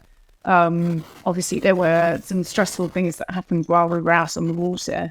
But yeah, I would say that those 2 weeks in La Gomera were the kind of most intense, sort of challenging time, because you're dealing with that uncertainty, and that having that ability to deal with that uncertainty is. It's a skill like any other skill that you need practice. So, no, you don't get great at fixing problems by never ever having a problem. Yeah. Like, you have to be in that situation and learn how to get better at it. And also the Mothership, the name. So this was because you were all mums. 4 mums, yeah. So we had, they called it the Mothership, actually. I can't remember whose stroke of genius it was. So, I mean, some of it, quite a lot of the names for Atlantic boats are sort of puns and all the rest of it. But, it was a really great name. Yeah. And, so all 4 of us mums, we had 11 kids between us. Wow.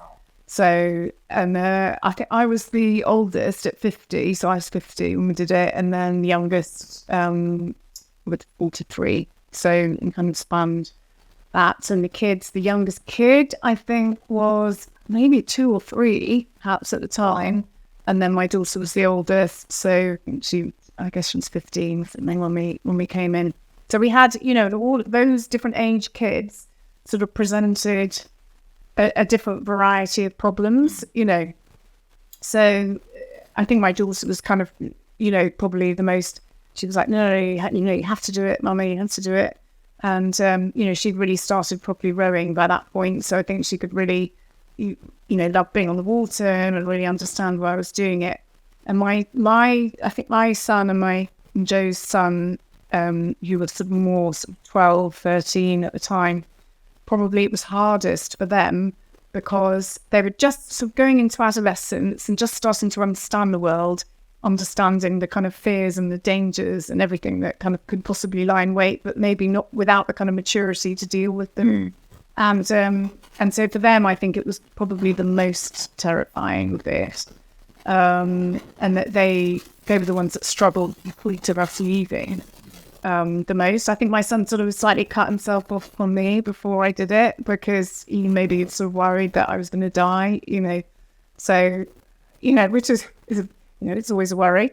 But the younger kids much more in the day, so they live day by day. So for that, the challenge was much more for the husbands kind of left behind with them is kind of like, where's mummy, where's mummy, where's mummy, whereas with the older kids, it's really That's interesting to see, like with the spread of ages, you can see how, at what age you become more aware of death or the world around you or certain things like that. It's quite interesting. It's a big thing, obviously, in rowing, particularly in sport at the moment, with Helen Glover being the first British rower definitely mum to have rowed at the Olympics, and she's back having another go.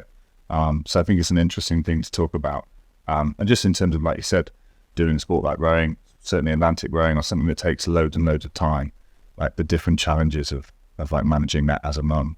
Yeah. Like what other things were sort of difficult between the four of you, or things that you didn't think maybe would be an issue that came up? What, in the run up to the row or the row itself? In the run up, I guess, and thinking about how it was going to work. And I think the, even in the run up, you do have to have that kind of time away from your family. I mean, honestly, like I wouldn't have been able to do, I was just in this kind of perfect situation where they already had the boat, they had already got the sponsorship, everything was kind of set out. I was freelance at the time, so I could actually take the time off in order to do the training. So if I'd had a full-time job, I wouldn't have been able to do that, because I would have had to squash that small amount of, or that massive amount of training in such a small period of time would have been impossible. So, it was just this perfect, everything kind of seemed to kind of fall into place, and it made sense of me having been made redundant. The whole thing felt like fate, really. I'm not kind of big believer in fate and all these things, but it just seems like I'd kind of been on this, hesitate to use the word journey, but I will, and I'd also interviewed William Calder-Wood, who was the first disabled rower to row solo across the Atlantic. And so that was before I knew that I was doing this. And so I learned a lot more about the event itself, sort of doing that. But yeah, with sort of families, different, everyone's family dynamic is different. And so the four families had different issues to address. I think, in some ways, it is easier if you've got older kids, just because they can get themselves to school and, you don't, I didn't have to worry about kind of that aspect of things. Pippa, whose husband had done it before, he's a boarding school teacher, in fact, deputy headmaster. So for him, obviously, it's sort of, for them, it was more logistically challenging to kind of put that in place before we left, because obviously if you're a teacher and at a boarding school, there's just times when you can't be with your kids, you can't be doing a school run, you can't, so... But he also couldn't say no. Yeah, exactly. So he couldn't say no, and that was a kind of... And he, like most ocean rowers after they've done the row, he was sort of obsessed with it, and so it kind of gave him the opportunity to kind of relive it through us as well. In fact, he did. I wrote an Instagram post every day when we were on the boat and sent it to him, and he uploaded it for us. So he kind of really sort of lived and breathed it with us while we were out there. And it was it. And you obviously you go on the 12th, you leave Lagomera on the 12th of December, and then you arrive whenever you arrived, but you miss Christmas. And so that was, as a journalist, that was the peg. I was sort of, why am I going away from my kids this Christmas, that kind of thing. And everyone sort of obviously picks up on that, how can you leave your children at Christmas, Funnily enough, now my daughter's nearly 18, I do have that kind of sense of like, it's not something I'd want to do right now because she's about to become an adult, and, things will kind of change massively. But at the time, I felt it was, it was fine. I mean, also we'd been in the pandemic, which had everyone else had a lot of concentrated family time. Sure. Everyone had been able to spend more time with their kids than they sort of normally do. But also, really, the good thing about Christmas is that there's a lot going on. So, yes, you're missing Christmas Day with them. I think that's actually harder for us on the boat than it is for them at home, because there's, there's lots of people. I have to say that So, I mean, various different things happened because COVID was kind of causing nightmares. So, if you remember, like in 2020, Boris had kind of cancelled Christmas just beforehand, you know. So this was the sort of, you know, first Christmas that people were going to be together. And then my daughter got COVID just beforehand. So then they thought we were going to have to cancel Christmas again.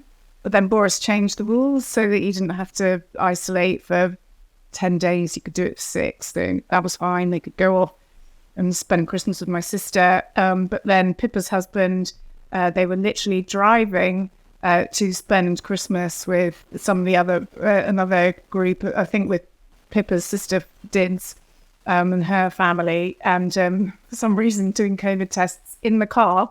And and of course one of the kids tested positive. So he had to turn around, drive back, and they had nothing in the house. Like he probably had a Christmas cake or whatever his half of the contribution was, you know. So on Christmas Eve had to like go out, you know, with 4 and get them right. They got 4 kids. So one of my sisters got 4, one's got 3. Now my brain's gone.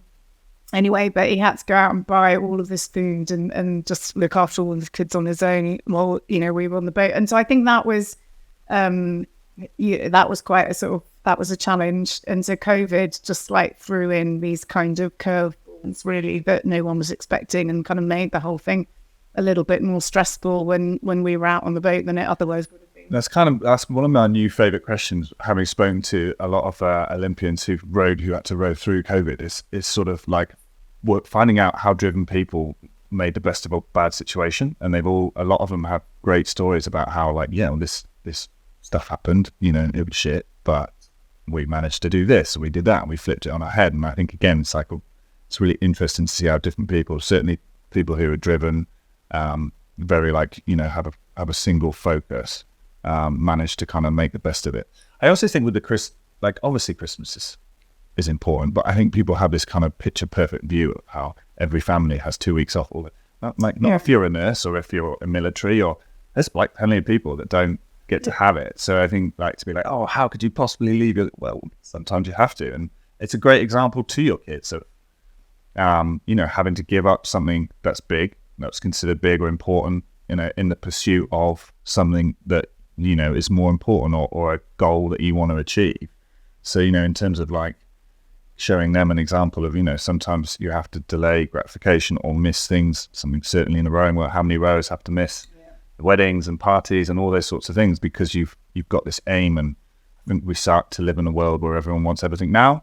Yeah. And I think I love to see examples of people who are like, no, you know, it takes time and you put work in and you're not going to enjoy it and there's going to be bad bits, but you know, there's a goal at the end of it. Yeah, plus it must have been nice to get away from like all this COVID stuff for 2 months as well, because there's none of that in the ocean. It was I mean, that once we'd set off, that was actually a really, you know, you are in this kind of bubble, you know, and that was quite nice, and you are kind of removed from the sort of world in that way, and I mean that's something you kind of slightly long for, to be honest, when you come back, you know. Sort of I do sometimes think of my little cabin, weirdly, it was tiny cabin, you know, but sort of I kind of enjoyed being in that space, even though it was so small and damp, and you know, it's sort of really odd that you can just kind of, you know, enjoy that kind of being totally sort of cut off from everything. Just about something about the kind of motherhood. When I came back, I wrote a couple of articles about it, interviewed a couple of psychologists, and one, she said something to me which I kind of think is really important, that she said motherhood, you know, for women, sort of motherhood is the desire adventure, you know, that we shouldn't kind of, society in some ways sort of thinks we shouldn't want any more from that. But why? You know, you know, that we're all born kind of wanting to seek adventure. It's a natural part of the human state. But sort of women are sometimes told that it's not for them. And, you know, and so it's good to kind of break out of that, and it's good to show that example that you know, we get just as much enjoyment, you know, or we want to spread our horizons and spread our wings and push things and take risks as much as men do, you know. And you know, the stats, I looked at the stats yesterday, so I think we were like maybe 234, 35, 36, 37, something like that, of the number of women that have ever rowed an ocean. And men were sort of hovering up around the 1,000 mark, I think, when we went in 2021. So I looked yesterday, and so the number of women has now kind of gone up to about 332. So there are more women coming into ocean rowing. There's a kind of group of sort of young women in their 30s who are kind of, they've done the Atlantic and then they've done the Pacific, and now there's a group that are going off and doing the Indian Ocean, and they're really sort of pushing the boundaries, but that's awesome. Motherhood is one of the things that, you tend to get. So we were a little bit of an anomaly. So you either get younger women who have no children, or you get older women whose children who maybe don't have children, or their kids are grown up. Whereas for the Atlantic row, the men seem to be able to kind of do it at any point, and that is a bit of a difference. So we definitely did kind of, we were unusual in that we had such a spread of ages of kids and such young kids. So did this children in particular, the youngest, so that, we're really sort of breaking down kind of barriers in that way, and in the end, it was absolutely fine, and the kids were fine, everyone were fine, the husbands were fine, everyone coped fine, of course. And it's never ever as bad as you could imagine in your head. Yeah. It's funny. Yeah, I think we were talking to Charles Cousins. I don't know if it was on camera or not, but kind of putting in perspective how many people have done it. There's certainly more people that have summited Everest. There might not be 300 women, but I would think probably more women who've gone to the top of Everest than rode the Atlantic. Yeah. Put it in that kind of perspective I think it's pretty impressive. Yeah, I mean, it is, and so we did it 3 charities, Women in Sport being one of them. When we came back, we did a kind of little kind of chat to them, and one of the women in sport said one of the things that women do when they come back from these, or when they do kind of hard events, is they tend to minimize them, and so they'll go, oh, it's easy, like, and you can do it, and that's exactly what we did. We were like, oh, it wasn't that dangerous after all, it was all fine. And when we were still on the water and about to come in, we sort of, saw that one of there's the 5 guys that did it, and Scottish guys who incidentally had 10 kids to bring them, I think, but no one ever mentioned that. But they came in and they did an interview with the BBC, and this guy was like, the waves were 40 foot, and we were crying behind our sunglasses, and we were like, told this story about how little it was. And we were like, is this the same race? It was not our experience at all. And so that there's that kind of, I don't know, we're kind of wanting to minimize our achievements in some ways, and we don't kind of, we're not bare-chested when we come in, and there's not that kind of macho thing. There's that kind of like, well, we've done it, Yeah. It's a different approach. The male bravado thing. We spoke to Paddy, the current Cummins. I was about to say, coach, and he was talking about, obviously, on the whole, not with everyone, but women are much better or worse at once having achieved something than convincing themselves that they can't do it again. So, or are they not quite that good anymore? Yeah. So, like, once a guy has gone to the Olympics, and he will always be as good as that. Be as good at it, but won't be held back by his belief. It's like, oh, I can do that now. Like, I know I can do that. Yeah, but apparently, women on the whole can be a lot, sort of almost convince themselves out of it. Yeah. So, different mentality. But yeah, it's sort of folding into the same kind of area. But yeah, maybe it just comes down to a bit male bravado. I don't know. Yeah, that's really, that's interesting. And I mean, well, everyone always says, first question someone asked me when I got off, apart from the kind of media interview, actually, I think it was the same Scottish guy they'd given that interview to the BBC, and I was kind of like, what are we talking about? And he goes, would you do it again? Would you do it again? And so, yeah, I probably would do it again, but you do, but you sort of, you do down yourself. That's definitely true, and I like slightly messed up my hands.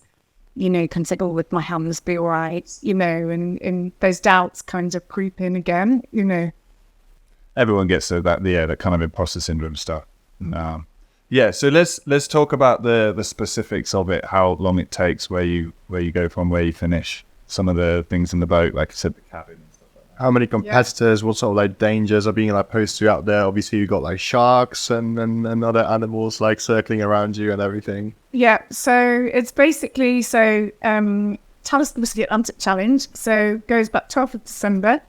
You leave La Gomera, it's 3,000 miles across the Atlantic, and you come in at Antigua. Place to finish.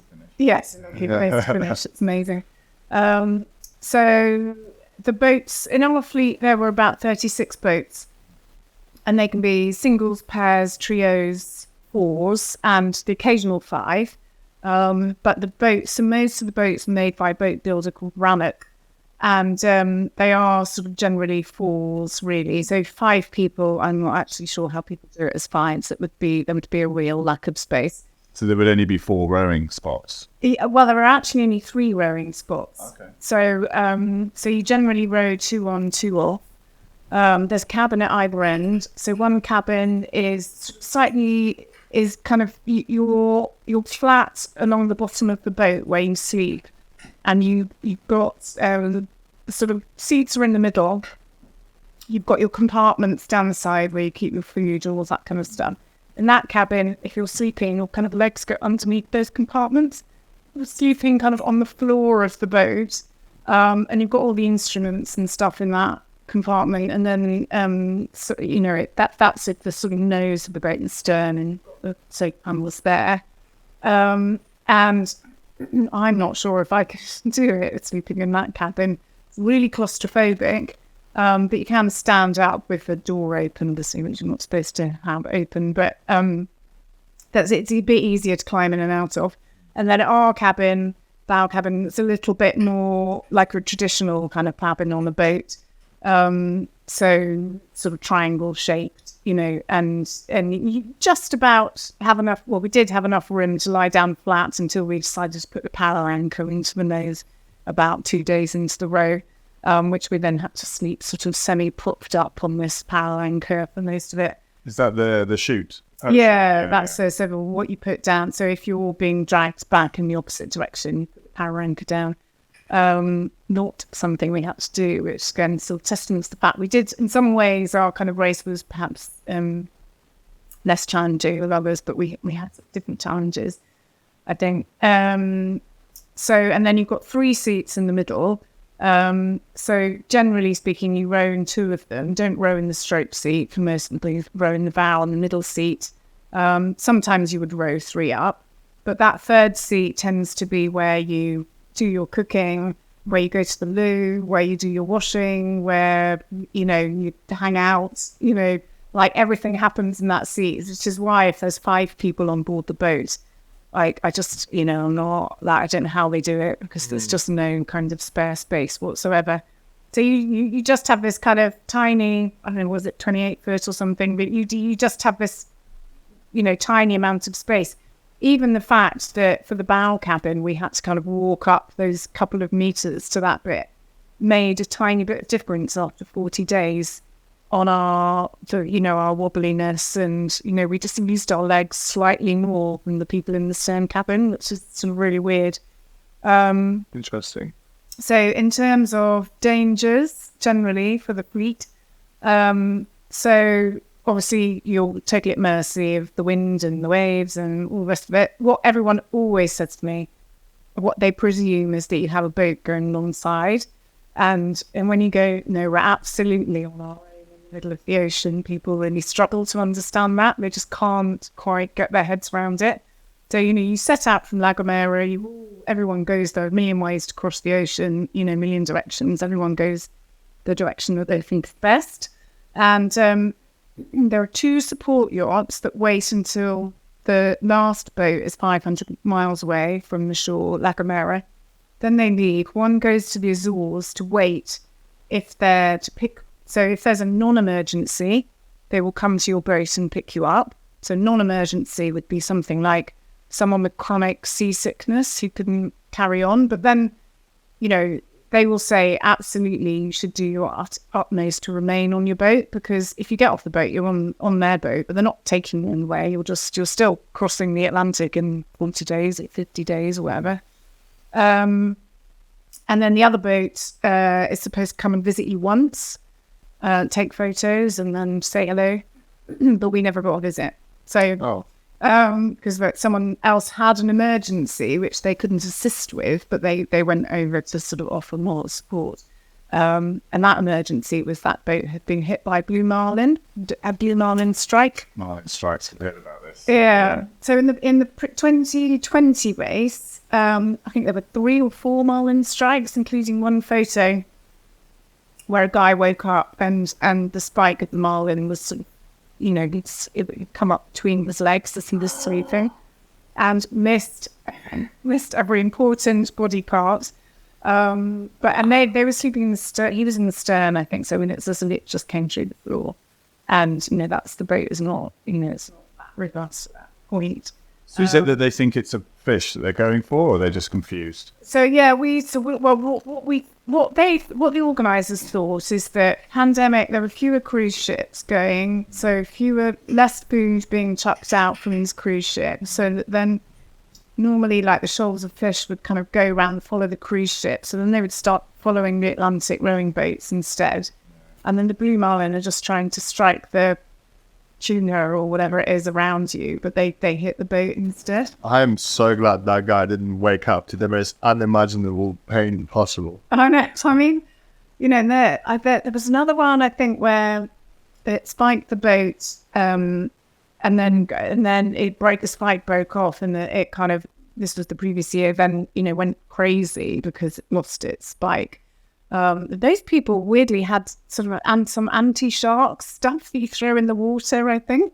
And that kind of, they managed to kind of, get rid of the blue marlin in that way. So there was a bit of talk before we set up about, do you Kevlar your boats and that kind of thing. But, in the end, like, no one did anything. And one boat got struck by a blue marlin and it went into one of their food compartments, which, it's fine. They could patch it up.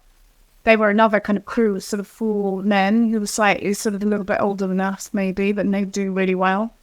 They were just ahead of us, and they finished just behind us in the end.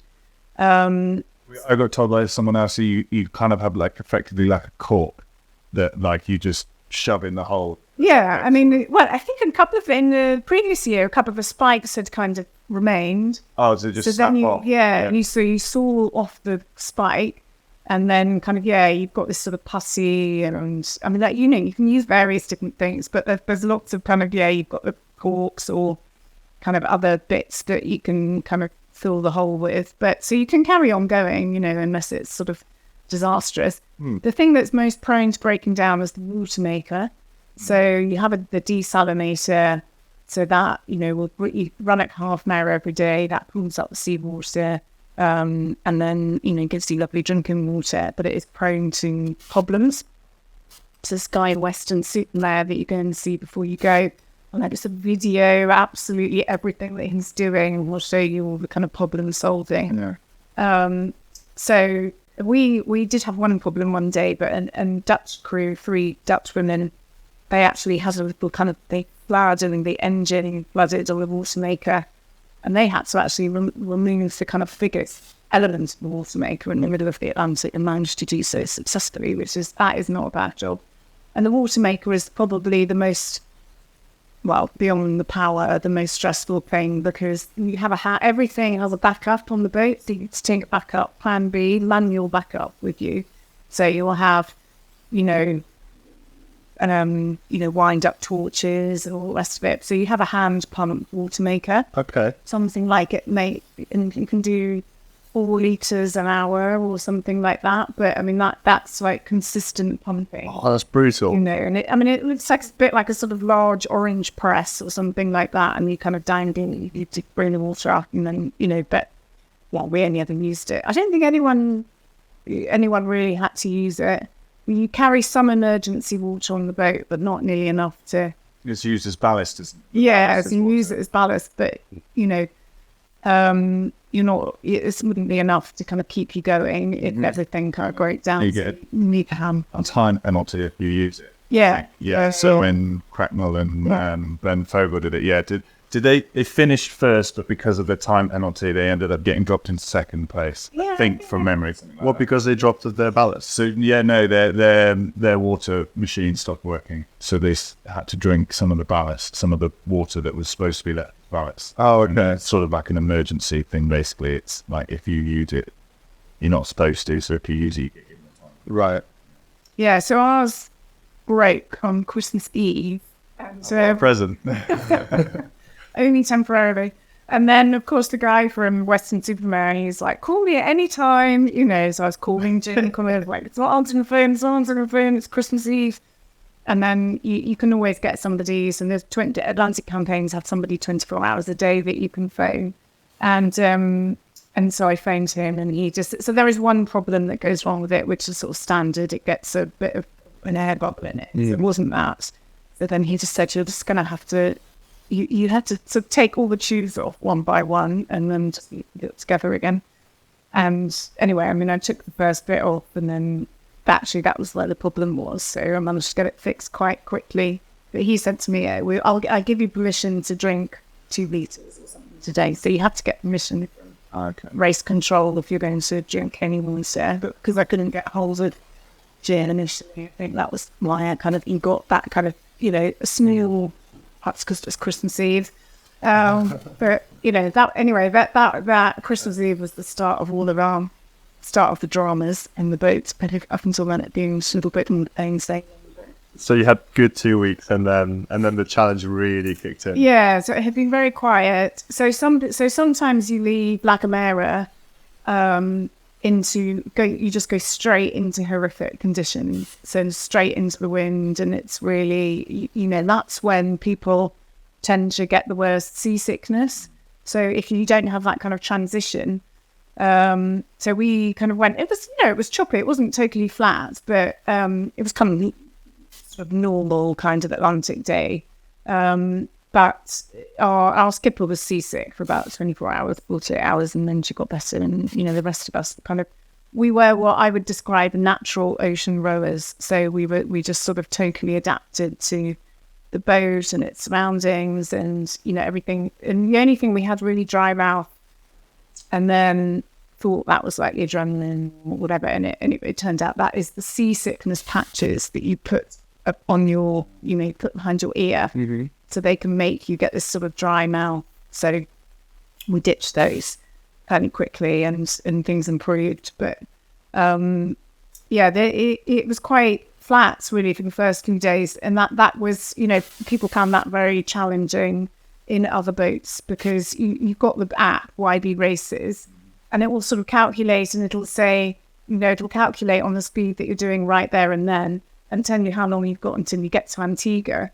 So, you know, everyone going so slowly to begin with, it was saying things like 65 days to Antigua or 100 days to Antigua or something like that. So everyone was kind of going really mad.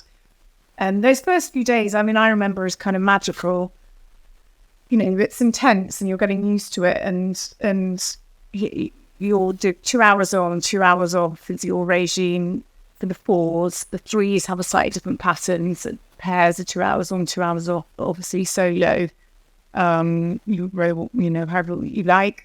But, you know, you're kind of getting into it. Your limbs are burning. But it's kind of the kind of the most intense, kind of everything is new and fresh and exciting, and there's so much adrenaline flowing, and, you know, you're not yet at that point, and you go through this kind of arc where I think your body hurts in the first week, and then you start to feel superhuman for a couple of weeks, and then you start going to decline, and everything kind of goes horribly wrong. So you get close to the finish line. Yeah, and you kind of see the finish line. I would say that, you know, if you talk about life lessons that you're going to learn from going across the Atlantic, so one of those things is about the size of your task ahead of you. And honestly, if you got on that boat and thought, I've got to row 3,000 miles, you know you have to row 3,000 miles. But if you think about it every day, especially at that time when you're going so slowly at the beginning, you'd go mad because I can't do it. So you have to take everything day by day and then hour by hour, you know, and you set yourself a target. So 3 nautical miles per hour. they generally say, well, they used to say that 3 nautical miles per hour is generally a speed that would you'd win with that. But that's not the case anymore, I think, because it's getting more neat and the boat's getting better and all the rest of it. But we did have 3 nautical miles per hour set as our kind of, that was our goal that we wanted to achieve every hour. So it's sort of breaking things down, sort of step by step, bit by bit. But yeah, so we did have quite a kind of, we eased into it, and as rowers, we took advantage of that flat water to speed ahead. And we were in the top 10 in the first kind of few days. Then we had a variety of female crews, quite a lot of female crews in our year. And there's another female 4 called One Ocean Crew. And before we left, everyone put stuff on their Instagram, and they'd said something like, "We're setting off and we're going to win the Murden Trophy, which is the female trophy." And so we were like, "Hang on a minute, we might be old, but we're pretty athletic, and so we really, that kind of spurred us on. This is all about the things that kind of make you go faster. We used to say when we were in the blue boat, never give your opponents a reason to pull harder. And they'd given us exactly that, So we didn't really know what to expect in the first few days. You didn't know if we'd be that fast, when you've been raining the Solent, you've got the tides, and, we were a bit shocked having seen ourselves go at kind of 6 nautical miles per hour sometimes in the Solent. Suddenly it was a struggle even to get past 2 initially when we left La Gomera. And that was even the currents were hard, the wind wasn't in.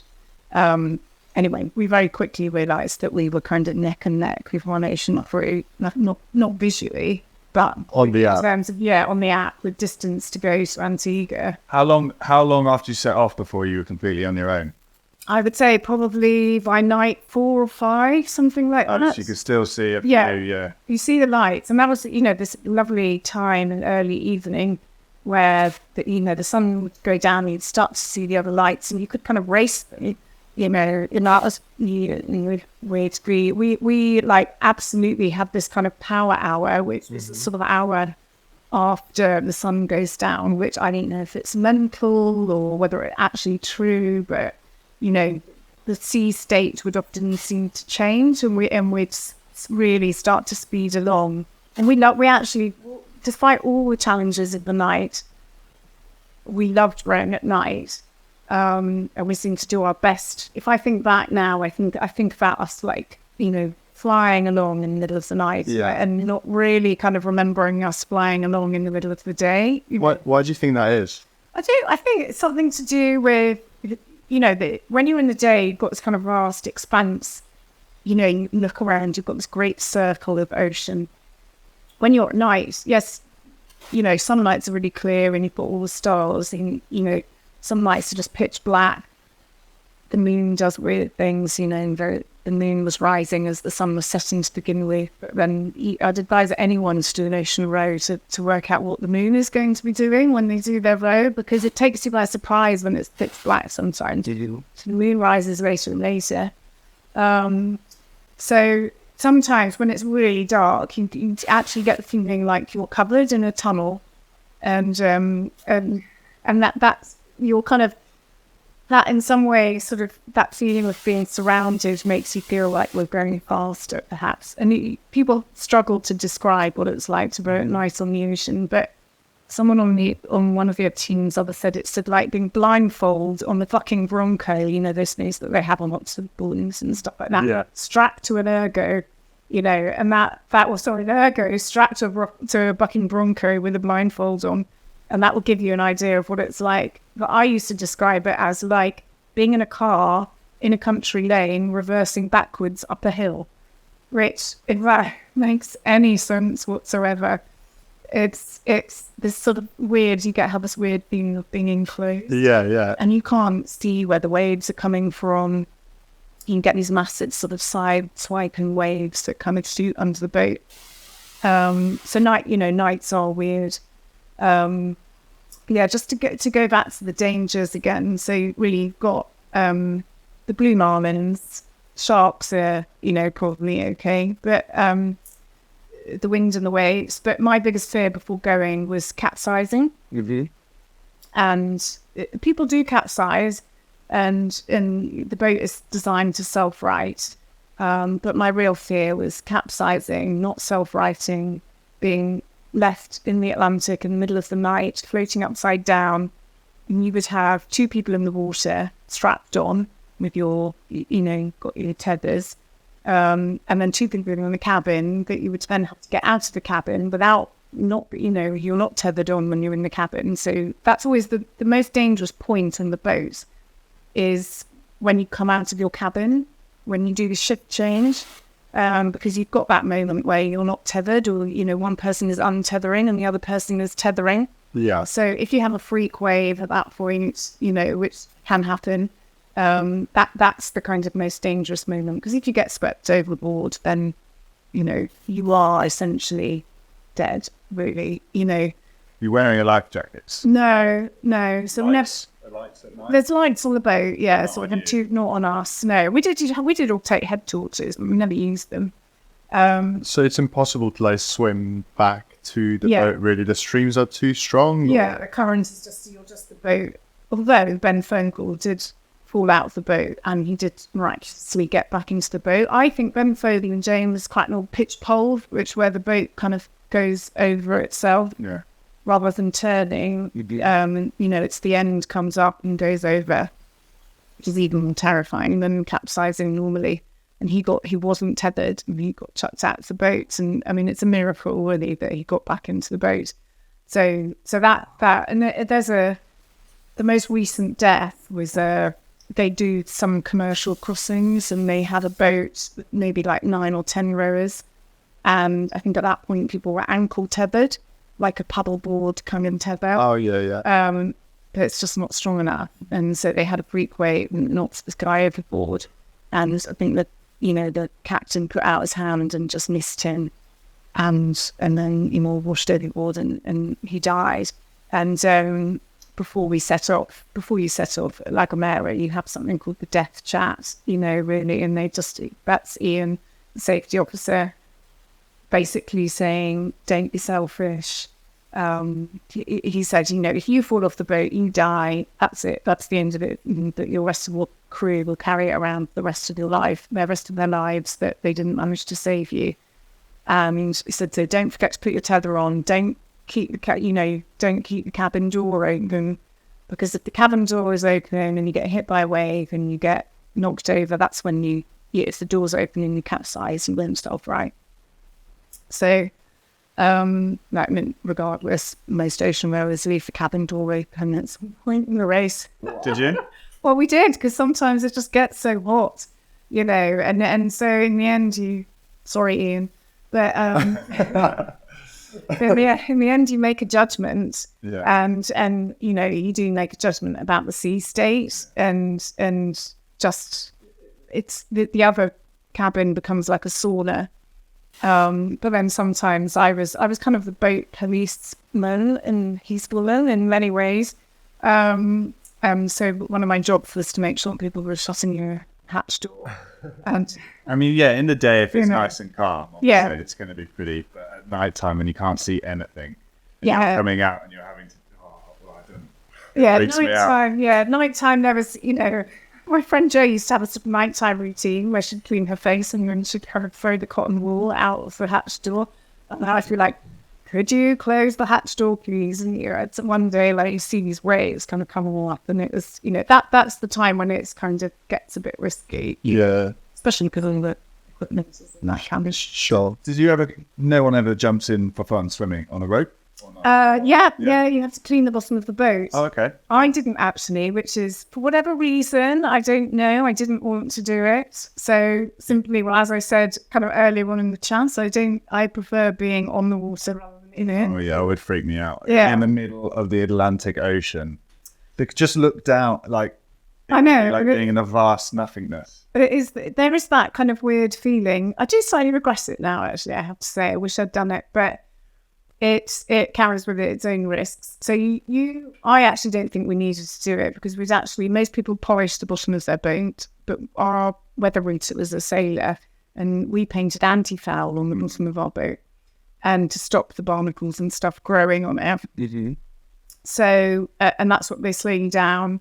So you get out with your tether on, you jump in, and you have to go around and scrape the barnacles off the bottom of the boat. To get more speed. Yeah, to get more speed. You know, people say, it makes a massive difference. I can't say we ever sort of really felt it made a massive difference.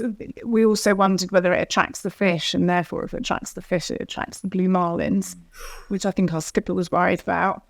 But the first time Joe and Did went in, it was very flat, and, you know, I've got some quite funny video. Second time maybe a bit testy, but the third time they went in, it was really like a little bit rocky, and I think Joe in the end only did half the rudder, which I think might have affected us slightly in terms of our steering. But yeah, I mean, I think she got freaked out on the second go because, you know, perhaps we weren't watching out for us quite as well as we should have been, and you know, there's a bit where they're kind of out of sight, you know, and if you kind of, you know, your head gets knocked on the side of the boat, you know, that's definitely a kind of area of danger, that moment when you're kind of cleaning the boat, I think.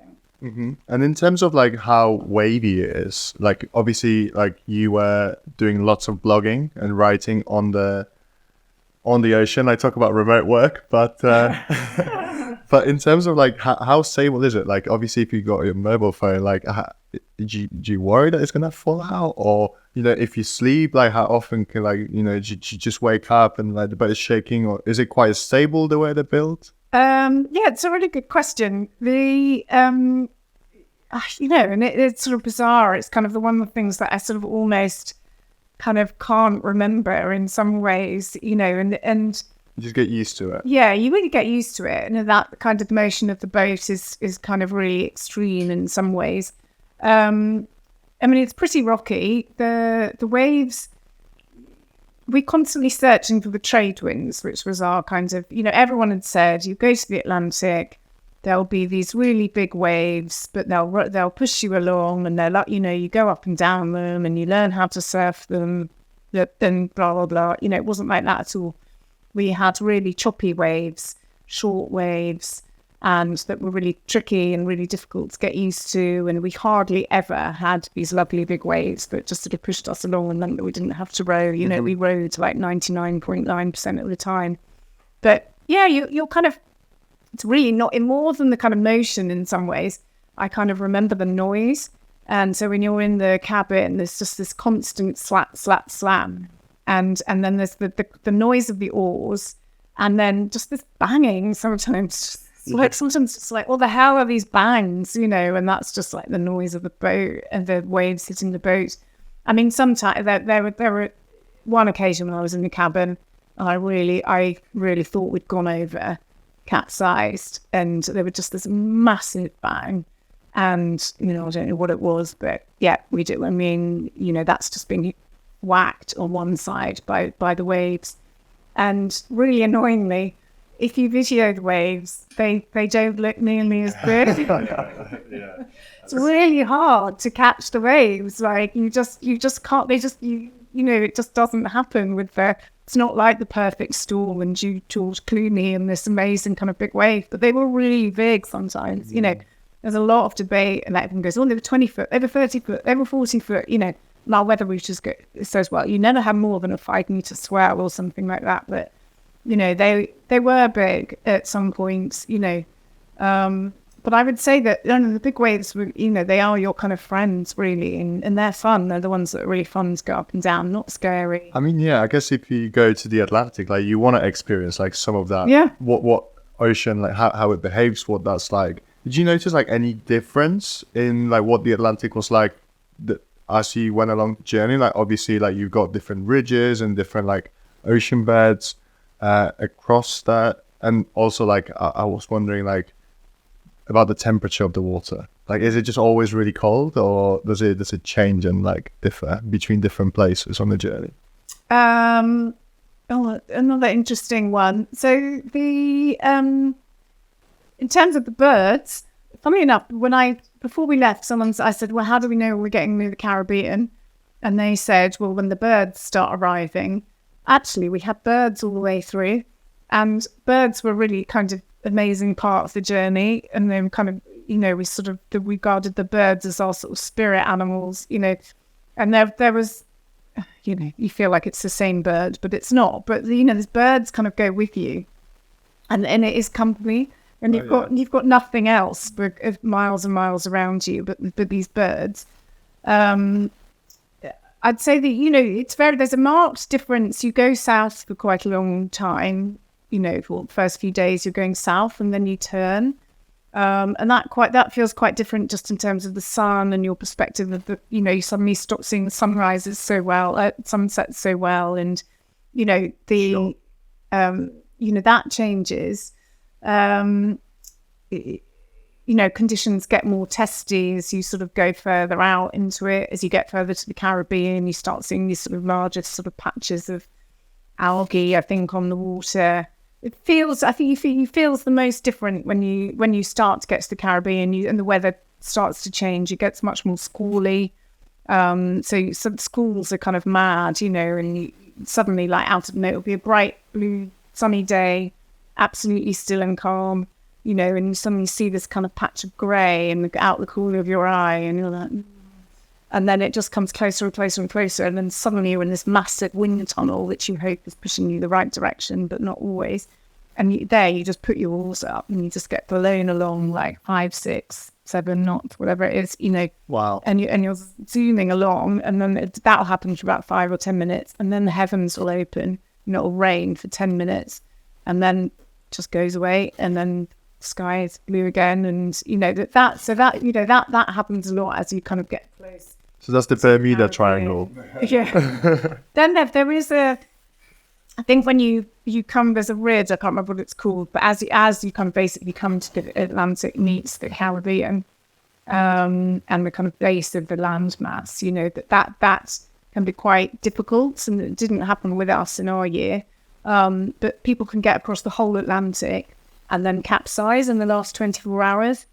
So, and then hopefully kind of I read a story in the Daily Mail about an older kind of female 4 who'd done it, or trio, and somebody capsized like 3 times in 24 hours or something like that. And one woman kind of broke her arm, and, so these things can just sort of take you by surprise kind of at any point. But the currents and the really difficult in our year was the sea state. Yeah. And it's really hard to explain to a river rower. It's so frustrating because you basically think, I put my oars in and I pull hard and the boat will go faster. Well, that's not always the case in an ocean rowing boat. And sometimes you actually make the boat go slower by putting your oars in and pulling hard. And so, it was really, sometimes we'd just put the oar in and just very gently pull it through the water, and that would give us like 0.1 or 2 kind of pips higher than not having the oars in at all. But that was it. And we'd call this, there was something we'd call it like icing the cake, which is where you put your oar in the water and it actually feels like you're putting your oar into concrete. Like, so that all you can do, it's like you're slicing, you're spreading the icing just on the top of the cake. So it's just that top layer of water. That's all you can do. Oh, okay. And then it's really, really, really hard to explain, but sometimes it would just feel like concrete. It's like you're rowing through mud, and that's just the currents going different directions. And so you're just going to scrape the surface. Yeah. And then very few, we had really few days where I'd say we had ideal conditions. Some days you just beautiful kind of gentle waves with the currents going in the right direction. You barely have to row. You're sort of rowing along. You just, over 3 knots, and it was absolutely beautiful, and that hardly ever happened. And that was the biggest surprise to me, I think. And I think there's sort of one thing that no one really explains to you. No one really tells you how to row or how that's going to work. I wrote one kind of mad Instagram post about kind of all the different rowing styles that you would do, and you do the kind of one like really like outside blading, round stroke. It's like, I call it climbing the stairs, you know, you'd be like this, you know, and Trying to find the water. yeah. And I've got pictures on my phone of just how my shins looked, you know, and you just lose your whatever, it'll come crashing back against your shins, you know, and you get your bruises go just worse and worse and worse and worse as you go. Imagine the last day, like they're so bruised, my legs.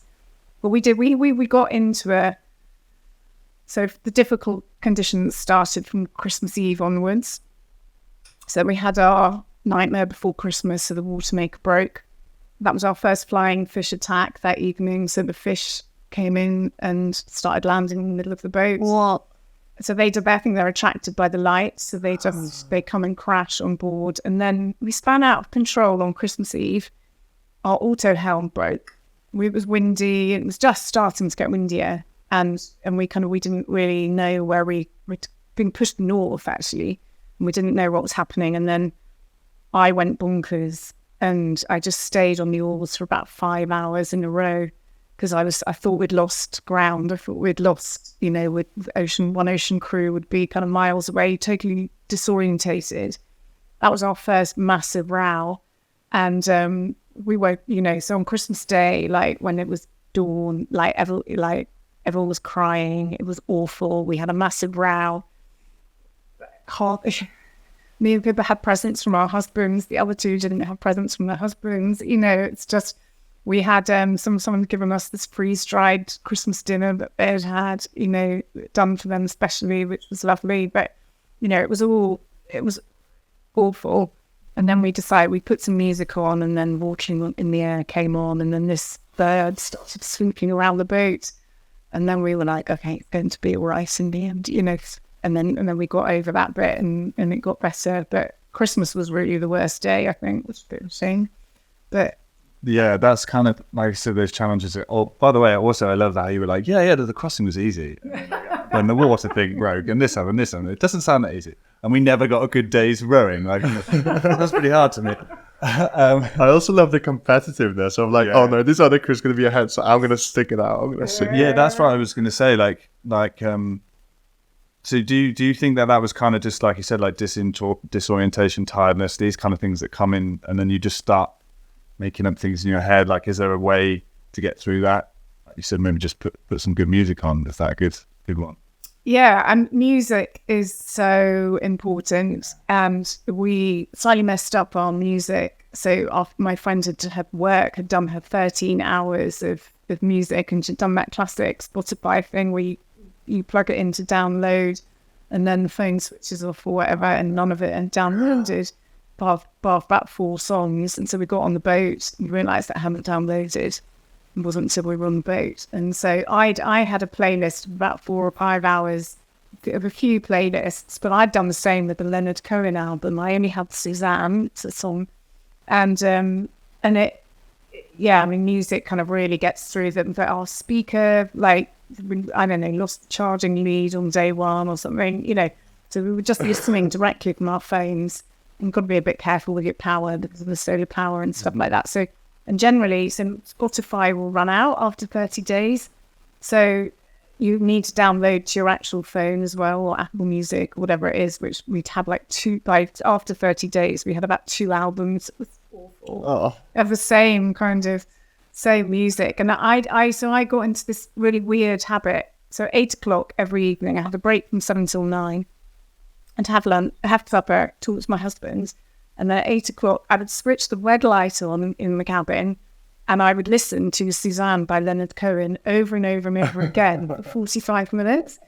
And it was like a weird form of meditation. And the words are interesting because it's about Jesus, and I'm not particularly religious, but it's about drowning sailors. And, you know, like it's really, and if I hear that song, it like cuts into my soul now, you know, like there's nothing that will transport me back to the boat quicker than listening to that song by Leonard Cohen. It's just so weird.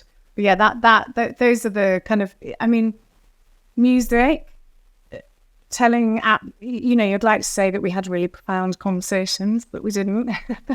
We, you know, we talked about interior design. You have to do these alphabet things where you go through the alphabet, like A is for apple, and then memory games, what you can't, because you can hardly formulate thoughts in the middle of the night. But to keep yourself awake, the only thing sometimes you can do is talk, but you don't have the kind of power to kind of form a conversation. So you have to do these memory games and go through these ABCs, kind of all these sort of weird, stupid things to keep you awake. And I struggled the most to keep awake. I got shingles, which started to develop probably just after New Year.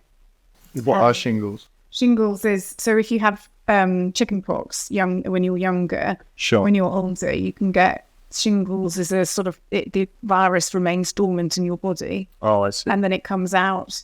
And you typically get spots or a rash on one side of your body. And you feel like crap. Those that would be hard to kind of pick out whether I specifically felt worse or not. I know that I felt kind of feverish for a couple of days and got headaches and stuff. And I had sort of bad spots on one side of my body. And then eventually we got a photo to the race doctor, and he just said, "Have you ever had shingles or chickenpox before?" And I said, "Yeah." And so he said, "Well, you probably got shingles." So that, that was something else that was, was difficult. But so that meant that I went through this patch where I could barely stay awake in the middle of the night on some shifts. My worst shift, I did 1 hour where I fell asleep 12 times. And I'd wake up, I'd row for 2 minutes, I'd fall asleep. And you can continue to row while you're asleep.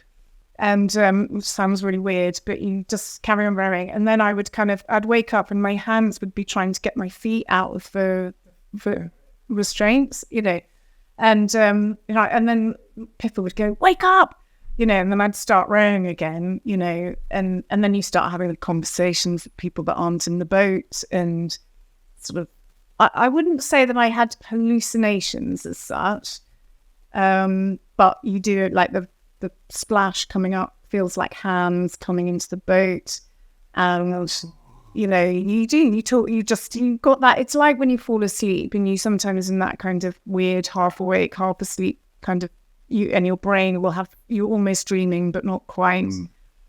It's that kind of state that you're in, and I have to say that it's fascinating. I don't think I didn't go quite as mad as I thought that I could go. Pippa's husband said that he kind of, he hallucinated a monkey being on the boat and stuff like that, and we didn't go quite that bad. And generally speaking, the 2 hours on, 2 hours off is horrific. The most horrific bit is that when the alarm goes 10 minutes before you have to be back on shift, you've had an hour and you've had 90 minutes sleep or whatever it is, and you're like, God, and you have to take all your clothes off because you can't get damp, because that's when you start getting skin conditions. So you put all your clothes back on, eat some food, go to the loo, get out in 10 minutes, and get out on the shift again. Once you're on the oars, it's okay, So in those 2 hours, like every 40 minutes, you have a little mini break, and then you kind of get through it. You get through the 2 hours. But sometimes you mix up the regime, so you can do an hour and a half on, half an hour off, which is pretty brutal. And when One Ocean, so we got locked in this battle with One Ocean crew, mad. And I went kind of, I know that I am competitive. I perhaps didn't realize how competitive I was until we did the Atlantic. I was kind of slightly insane about it. I was like, we will win. I loved that. Did they know they were racing? Was this one of those things when you're racing someone they don't know you? No, so they knew. In fact, they made a video afterwards, and which I've watched I haven't watched all the way through, but you can, as the kind of race hots up, they start to talk about us. And at one point they go, "The Mothership are ahead of us," which is mortifying. I was like, come on, we're not like, so basically they underestimated us, Oh yeah, first mistake. Yeah, but it's got a sad ending. So they were ahead for 2 weeks. We were ahead. We overtook them just after Christmas. Maintained our lead for 3 weeks, and then we had this incredibly stressful period where, like, for about 3 or 4 days, we were neck and neck. And then I'd be saying to my husband, and we couldn't. There is a kind of weird form of broadband on the boat, but it's a right pain in the arse to use a box and to hold it up to the satellite, and that's what you're most likely to drop in water, and it costs about 3,000 quid. So so you don't always, the easiest way to find out where you are is to phone somebody at home. So I'd constantly be phoning my husband, where are we? Like every 4 hours you get an update, like, no, 1 mile ahead, you're 1 mile ahead, they're 3 miles ahead, you're 2 miles ahead, and we just kept kind of shifting. And then eventually they've just started to kind of nip ahead. And we were like, we've got to go 3 up, we've got to change our pattern, which is what everyone does, but you're not necessarily rowing more efficiently. In fact, you're probably getting tireder. And then we had this, I was really in decline at that point. So I lost 20 kilos almost. And and I couldn't eat. I lost my appetite, so I couldn't eat enough. And I was kind of a powerhouse, so that was kind of that was a bit of a shame. But one night we cut the shift down to 1 hour rest, which is 45 minutes, and so 45 minutes or whatever 4 times through the night. And the next morning, I just had, that was the worst day on the boat, and I cried, and I was hateful, and I was horrible to my crew, and I thought they all hated me, and and that was really difficult for me, because I had been the one that had been pushing everybody all the way, and they dealt quite well with that 45-minute break, and I couldn't deal with it, and I had to accept that I'd found my limit. Like I actually could not push myself beyond that point. I couldn't do it on no sleep, and for whatever reason they could. Maybe they were better at napping during the day, the sisters were better at napping during the day, but so then they were like, well, let's go back to 2 hours on, 2 hours off. And we still kind of mixed it up a bit. But that last week was difficult. If I regret anything about the trip, I regret how I was in that final week, and I think I moved apart from the others in the boat slightly. I felt it very hard to deal with the fact that we weren't going to win the trophy. And, having pushed them so hard for that period of time. And we came up with a sort of consolation for ourselves, and we said, we're going to arrive at Friday evening at sundown, have cocktails, whatever, and we did arrive at this most perfect moment. It was absolutely beautiful. The sun was going down on Antigua, and, there were lots of people around. It was just this incredible feeling. And of course, the moment you get off the boat, you don't care about that element of the race anymore. You don't. I would have liked to have held up a thing saying fastest female boat across the Atlantic this year, or whatever it is. But after that all of that kind of disappeared. But when you're in the boat and you're living that race, it just obsessed me. Which you can make it your reason to keep going. Hang your hat on it. And we talk about in rowing in general. People say, "Well, it's not the end of the world," but this is my world. Yeah, It is, because right now this is my world. And in rowing, we laugh. Pete used to have a hoodie when I first met him when he was 16. He came down to Leander, had this hoodie, and it said, "Rowing is life." And I sort of found it quite funny, because it was. And then you get a little bit past. And one of the things I tell people when they finish their career, some advice and stuff, I'm like, you'll get a little bit past this and you'll realize there's more to it. But in that moment, it's everything. I know. So it's hard to explain that. And I think one of the things that people say about what people had said to us before we left, I think there'd been a lot of fallouts the year before, and people like, make sure you stay friends. And our coach was kind of like, said you've got to have a motto, which was just like, stay safe, stay strong, stay friends, which we did manage. We had a couple of kind of, it was obviously me and my friend Joe that up-rowed, because we were more familiar to each other. So we had that kind of rowing sibling kind of relationship anyway, and the siblings, the two sisters, didn't row with each other at all. That is quite impressive. Yeah. Maybe not in front of you, but But I think that was really important to us, that we didn't fall out. But going back to James Cratton and Ben Fogle, they're a classic example of people that didn't have the same approach to the race. So James Cracknell obviously wanted to win. Ben Fogle just wanted to have a great experience crossing the Atlantic. And so you do sometimes get boats like that. And I mean, there was another boat someone was telling me about where they had a fallout in the middle of the ocean. And now it's, two on one side, two on the other, and they just don't speak to each other.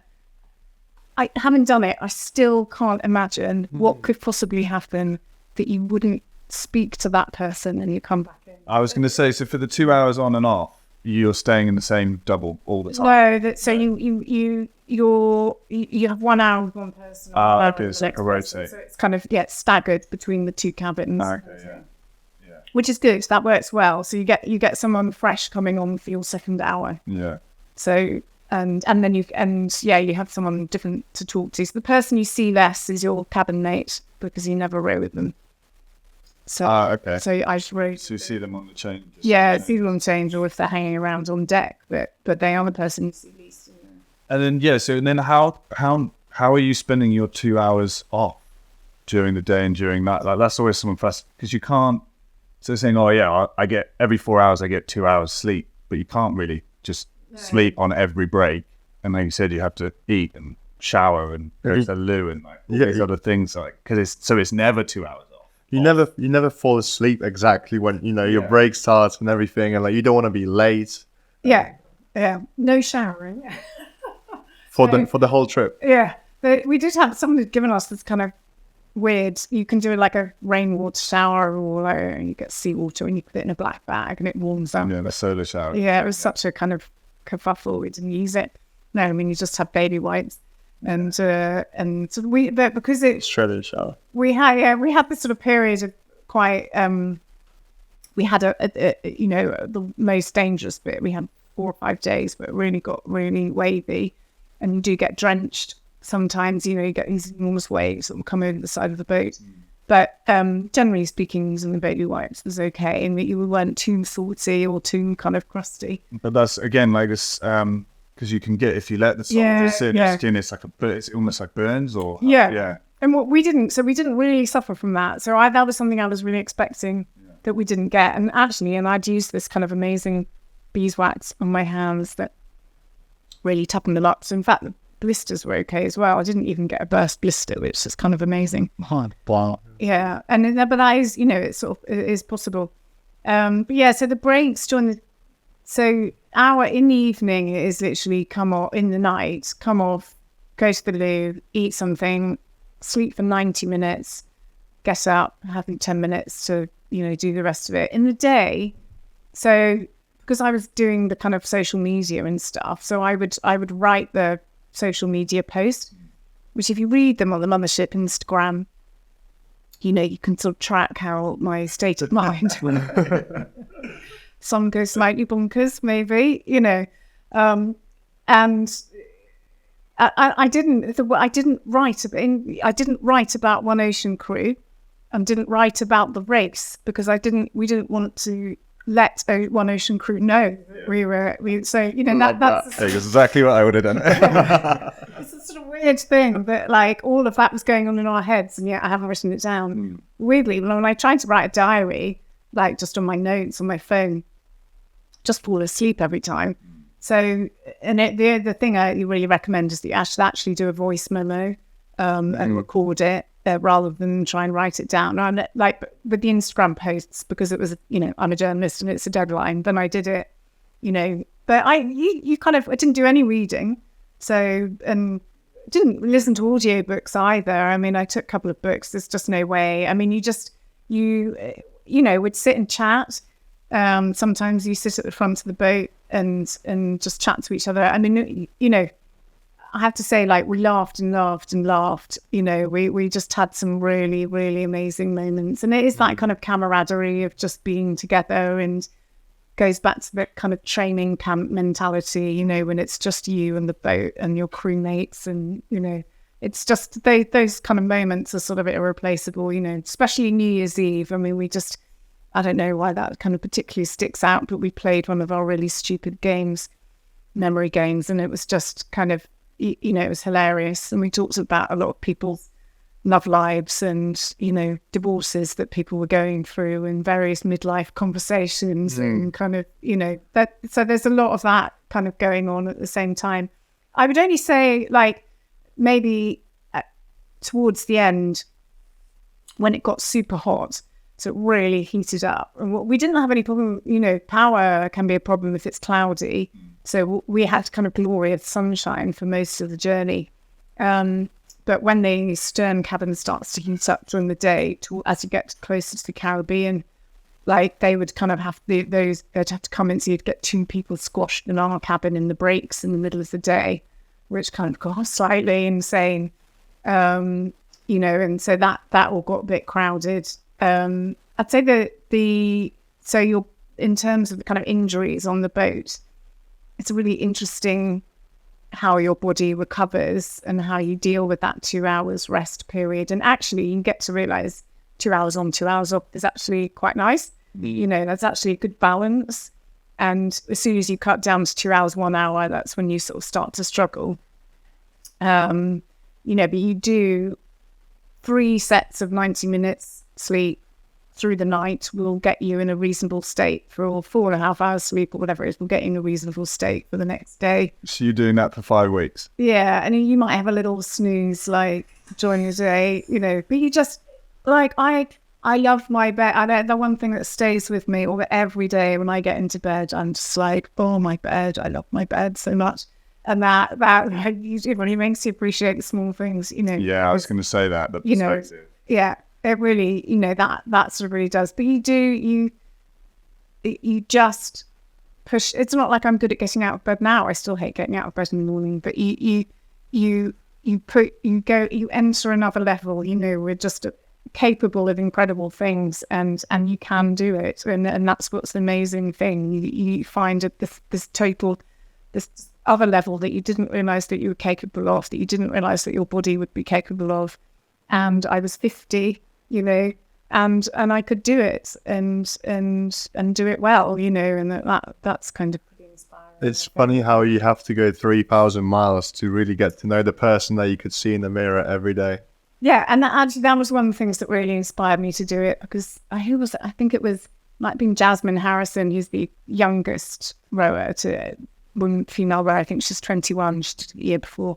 She said, when you arrive in Antigua, so the point about the Atlantic road is when you wake up the next day after you know, you'll know absolutely who you are, you know, and I think that's true. I mean, there is no hiding place. You know? No. You're kind of, and you know, I said to my crewmates before we left that, you know, the others had done some sort of psychological survey and I was sort of too late to do it, but I said, I will shout at you. You know, I know that I'm not going to make it 6 weeks across the ocean and not shout at somebody, you know, and I don't know what, and that to me shouldn't be viewed as a bad thing, because how can you be at that point where you've pushed yourself so hard and not have a row, you know, or not shout, you know, it'd be, and hard to restrain yourself. Sure, and suppressing yourself might actually be like detrimental to your performance and mental health, and like struggling, or, you know, just finding that strength to go back for those 2 hours back on the water. Yeah, and if you didn't have any of those things, you wouldn't be pushing. You wouldn't be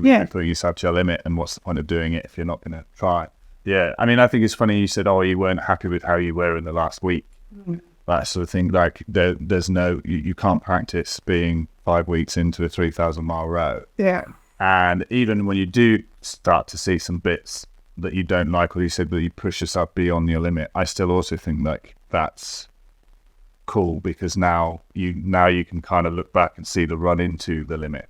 Yeah. Like later in life, if you start to see that stress and that build up, you're like, oh, hang on. Yeah. I've been here before. And I think that as much as some people, I think a lot of people don't want to push the limit because they fear it's not as, they think, are very scared of like dropping out or failing or like, you know, throwing the towel in before they get to this place where they want to get. But I think it's like a bit of a superpower, you know, to find it wherever it is and then know where it is. Yeah. Because a lot of people have no idea, and then they'll just drop off the end at some other random point in life when things get tough and you don't have any, like for you, I say this for me with rowing, like I haven't had any children yet, and I'm sure that that's going to be difficult, but post rowing career, I haven't really found. I've had some tough times, but I haven't really found anything that's as tough as rowing. And it's kind of like, this is hard, but it's not like, Jesus, back in the middle of the grind. Yeah. And like for you, like times by 10, you must hit tough times in your life and be like, yeah, but I'm not. Yeah. And we talked about this on the boat quite a lot, actually, whether it would make us intolerant of other people's struggles. And we decided that yes, it would make us intolerant of other people's struggles.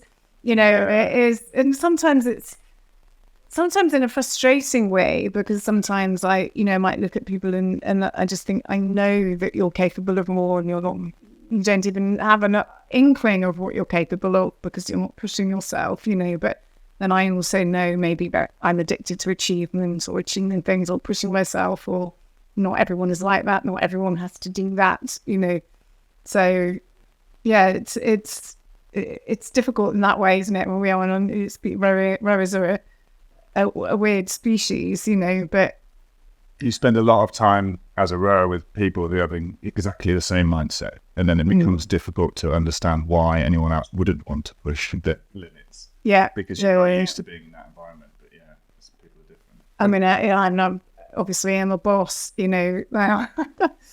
I'm like, and that sometimes I have to temper my kind of, why can't you stay 12 hours a day? Like if your work isn't done, you stay and finish it. Even though like before, I've always been a believer in a work-life balance, but sometimes I'm just like, well, you're doing this job, and surely you want to do it to the absolute best of your ability, and that's kind of sometimes it can get a bit tricky, I think. Yeah, I specifically one of the last podcasts we were talking about, but I the weirdest mindset that I think is the people who are like half, like really in but halfway. Like they'll turn up for every session, they're never late, even when it's raining, but then in the boat they're just like not really present, or like not giving it everything. You're like, you're there, like you're there, you just need to take that one step further. I can understand some people like, I don't want to do that, I'm not going to get up, but those people are kind of like nearly there but don't quite go the extra step. I think it could like lead to what you said about like people being like fearful of being able to find their limit. But what they actually might realize, you talk about this quite a lot, is that, if your limit is at 100%, how long can you sit at 90% for? And just keep yourself there. Because that might also be quite like useful to know about yourself, especially when you find yourself like 5-6 weeks away from coast. Yeah. Sitting. Yeah. Where's the point that you can stay at without going mental? Yeah. And that's really, and you're right, kind of that thing about you see the warning signs, and you like basically like you see when you're about to break down, and that's kind of quite important. One of the very unique things about the Atlantic row, I would say, is that you can't get off. Yeah. So you have to, like in the past, a couple of people, someone's had really debilitating seasickness. I mean, there's this story about, I think it was an American boat, and they were like, we're going to transform ocean rowing and we're going to be the best ever, and then one of the crewmate, and they were in a Rannoch Foot 4, and one of the guys, he got debilitating seasickness, so he absolutely couldn't carry on, so they had to rescue him. And then when he was being rescued, one of the other guys in the boat just said, well, we're not going to break the record now, so I'm going to get off as well.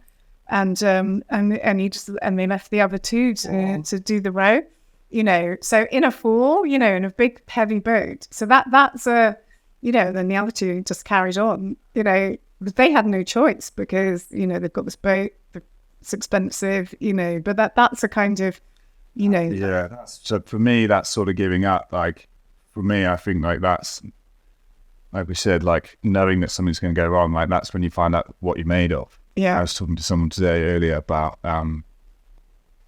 everyone thinks that being a champion is winning and being and doing, and that perfect performance and all the rest of it. But I think actually, like, it's easy when it's going easy. Anyone can row hard when they feel great, and anyone can sort of like be excited and motivated with a gold medal around their neck. But like, what when it all goes wrong? Yeah. What when some guy gets taken off and your whole aim for this entire trip is down the pan, but then what do you do then? And I think that's the point that separates someone who can be successful from someone who It might fail. Yeah. I mean, I think those guys have a really interesting story to tell, basically. Yeah, the two that kept going. Yeah. Like you said, talk about knowing where you are at the end of the trip. I think you really find out where you are when the two of you guys jump off.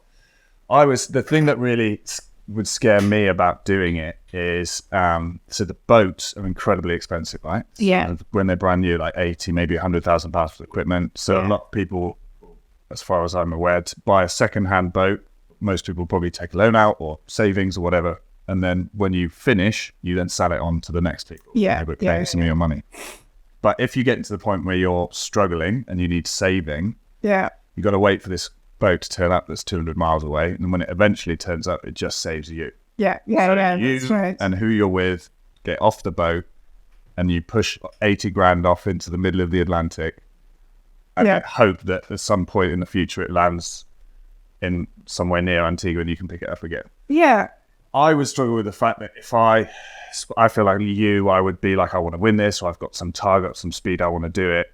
If I got into a situation where I was supposed to get off for a safety reason, but the thought of like losing 80 grand would make me maybe stay on the boat longer than I should, and then potentially risk, dying or something bad happening.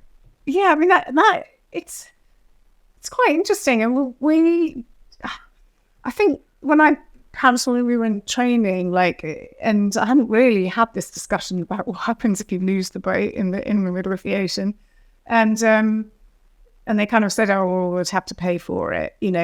Ours was a little bit less onerous. Maybe it was, because it was like fifth hand or something. Yeah, we were going through, but still, that would have been, a good sort of $8,000 or something each.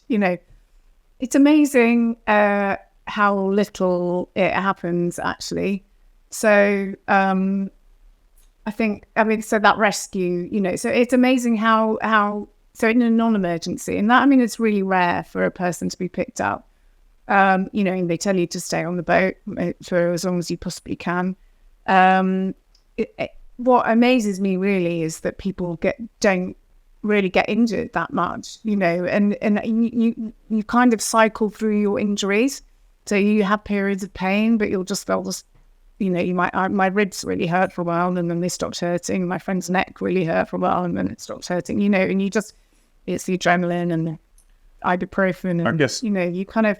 So it would take quite a lot to make you get off that boat. Yeah, I guess because the challenge also is keeping going. It's not like it's like you can do a marathon but in your own time. Yeah. So, when your knee starts to hurt, you go a bit slow for a little bit. Yeah, so it's like a different kind of challenge in terms of, unless you're doing like the Cracknell thing and just running yourself absolutely into the ground.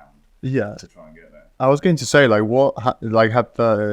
has there been a situation where you needed to take a day off or two, for example, because of pain or sickness or anything like this, and your crewmates had to cover for you, or there's no mercy? No mercy on our boat. So I don't think anyone missed. I think possibly there was one shift. Well, I don't know. I don't think anyone missed a shift. I think occasionally we might have rowed a bit more to give someone an extra 20 minutes, but sure.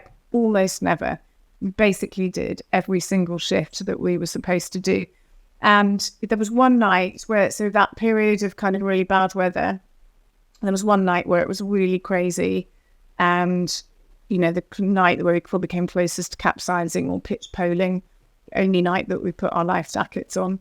And we put our oars up because we decided that it's actually more dangerous rowing, so more at risk of capsizing. And we're going incredibly fast anyway. But your body starts to stiffen up. So and I read there was a female fall this year that had done it, and they had a night off, and I was just like, what are you doing? Don't give yourself a night off because you'll feel worse, and as soon as you get out of that rhythm, you start to feel really bad. In fact, the worst I felt was the first 48 hours in Antigua. I felt terrible, I think if we'd been going another week, I would have started to be in real trouble because I was losing so much weight, so I came off in Antigua and, your back seizes up, and then I nearly fainted the next day. And, you kind of, but any sort of, I think any sort of break really, it affects everyone else. They get tireder, so as much as possible, you have to kind of keep to your shift pattern and not have. Yeah, and then you want to do it again once you've already had that break once. Then it's like easier to take it again. Yeah, and you start flipping that. You say never stop on a rowing machine test. Like once you've stopped once, and psychologically it becomes easier. I remember when finding out back in the Tour de France. So it's a 21-day race, obviously, but they have 2 rest days. But on their rest day, they'll go out and ride like 40 miles. Yeah. Like what? Like you're absolutely destroying yourself, but on your rest day, you'll ride. Same process. And then also a similar thing from rowing would be we always get warned, like coming into it's like a world championships, you would obviously start to taper off and train down. That'd be a really common time to pick up illnesses. Because when you're in a really high training volume, your body's kind of almost in like fight mode. And it's working really hard to like do everything that's required of it. And then if you take that away from it, it's like, oh, I can relax now and I'll get ill, or the niggles and stuff might come out. So yeah, like you said, that 2 hour on, 2 hour off, it's just you get that routine. The body's just like, okay, we're in now. Yeah, and you make the switch, and when we came off, we arrived in Antigua. I mean, they do say either you will sleep 12 hours or you will get up and sleep on the floor.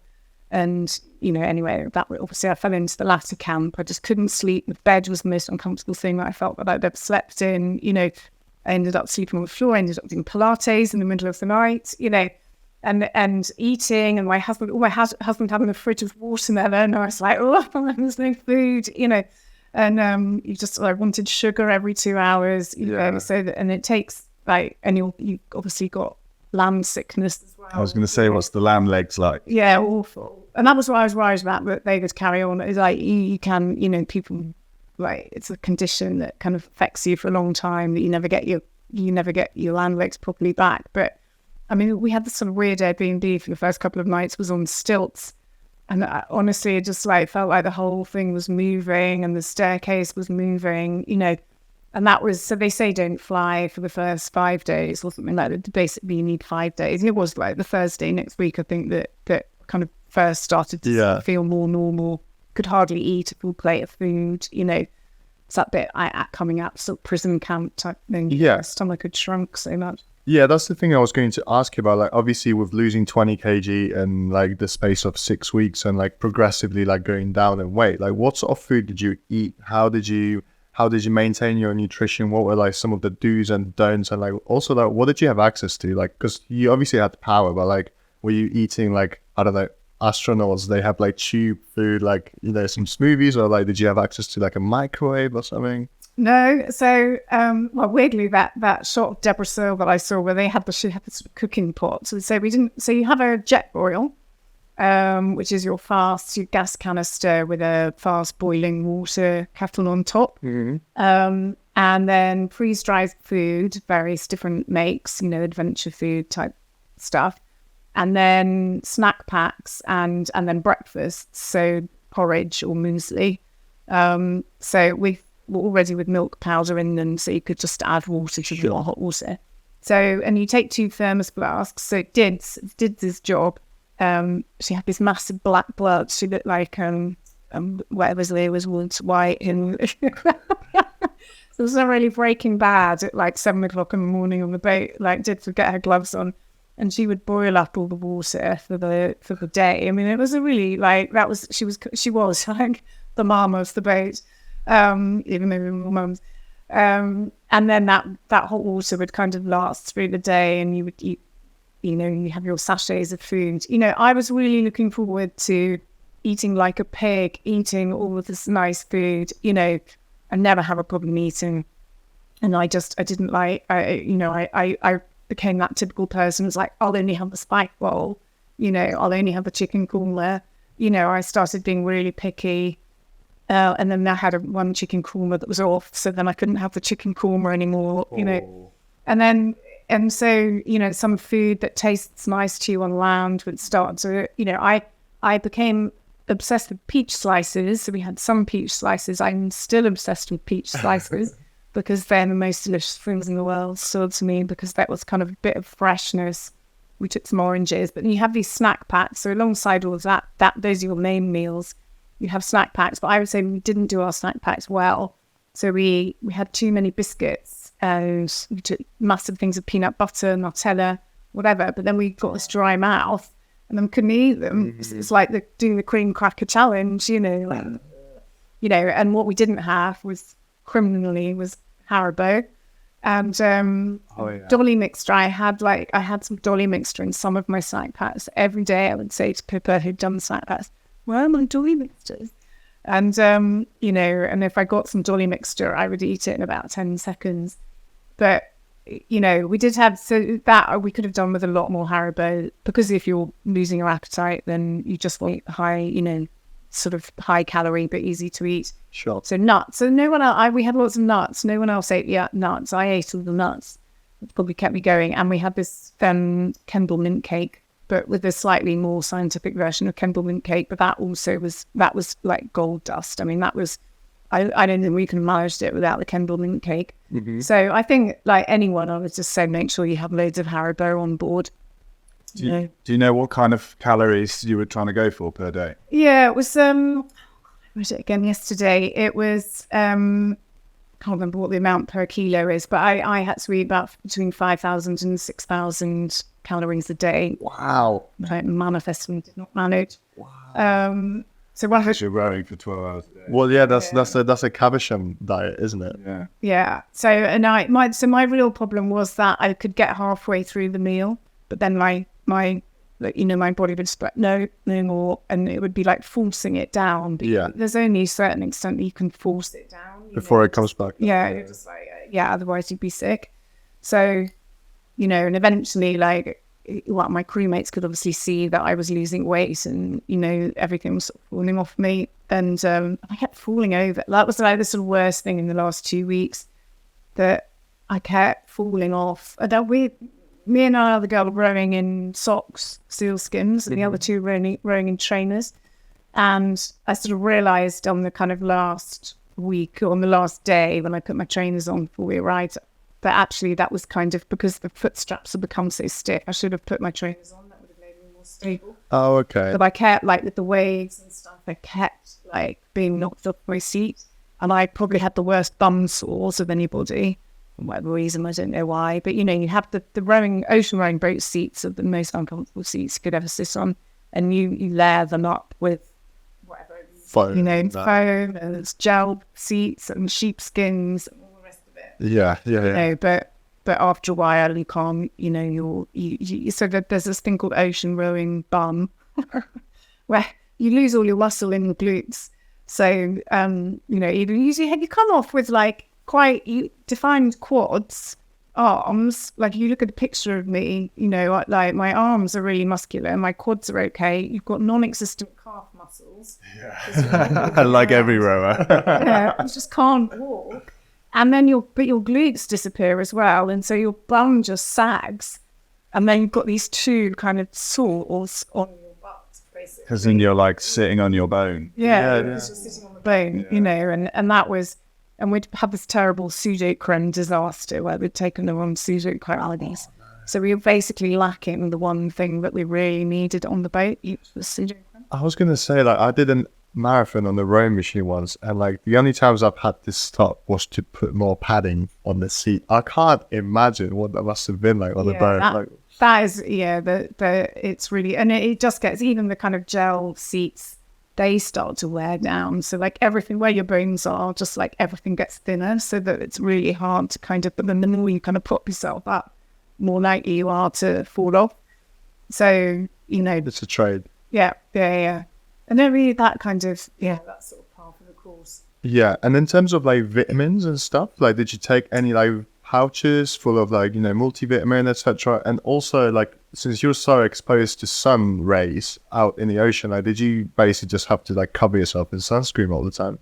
Yeah, so I think I had kind of Barocca type multivitamins, and then I had electrolytes, and our Kendall mint cake was a sort of special thing with electrolytes. The gold dust, yeah. And then You know what Kendall mint cake is? No. It's more a British thing.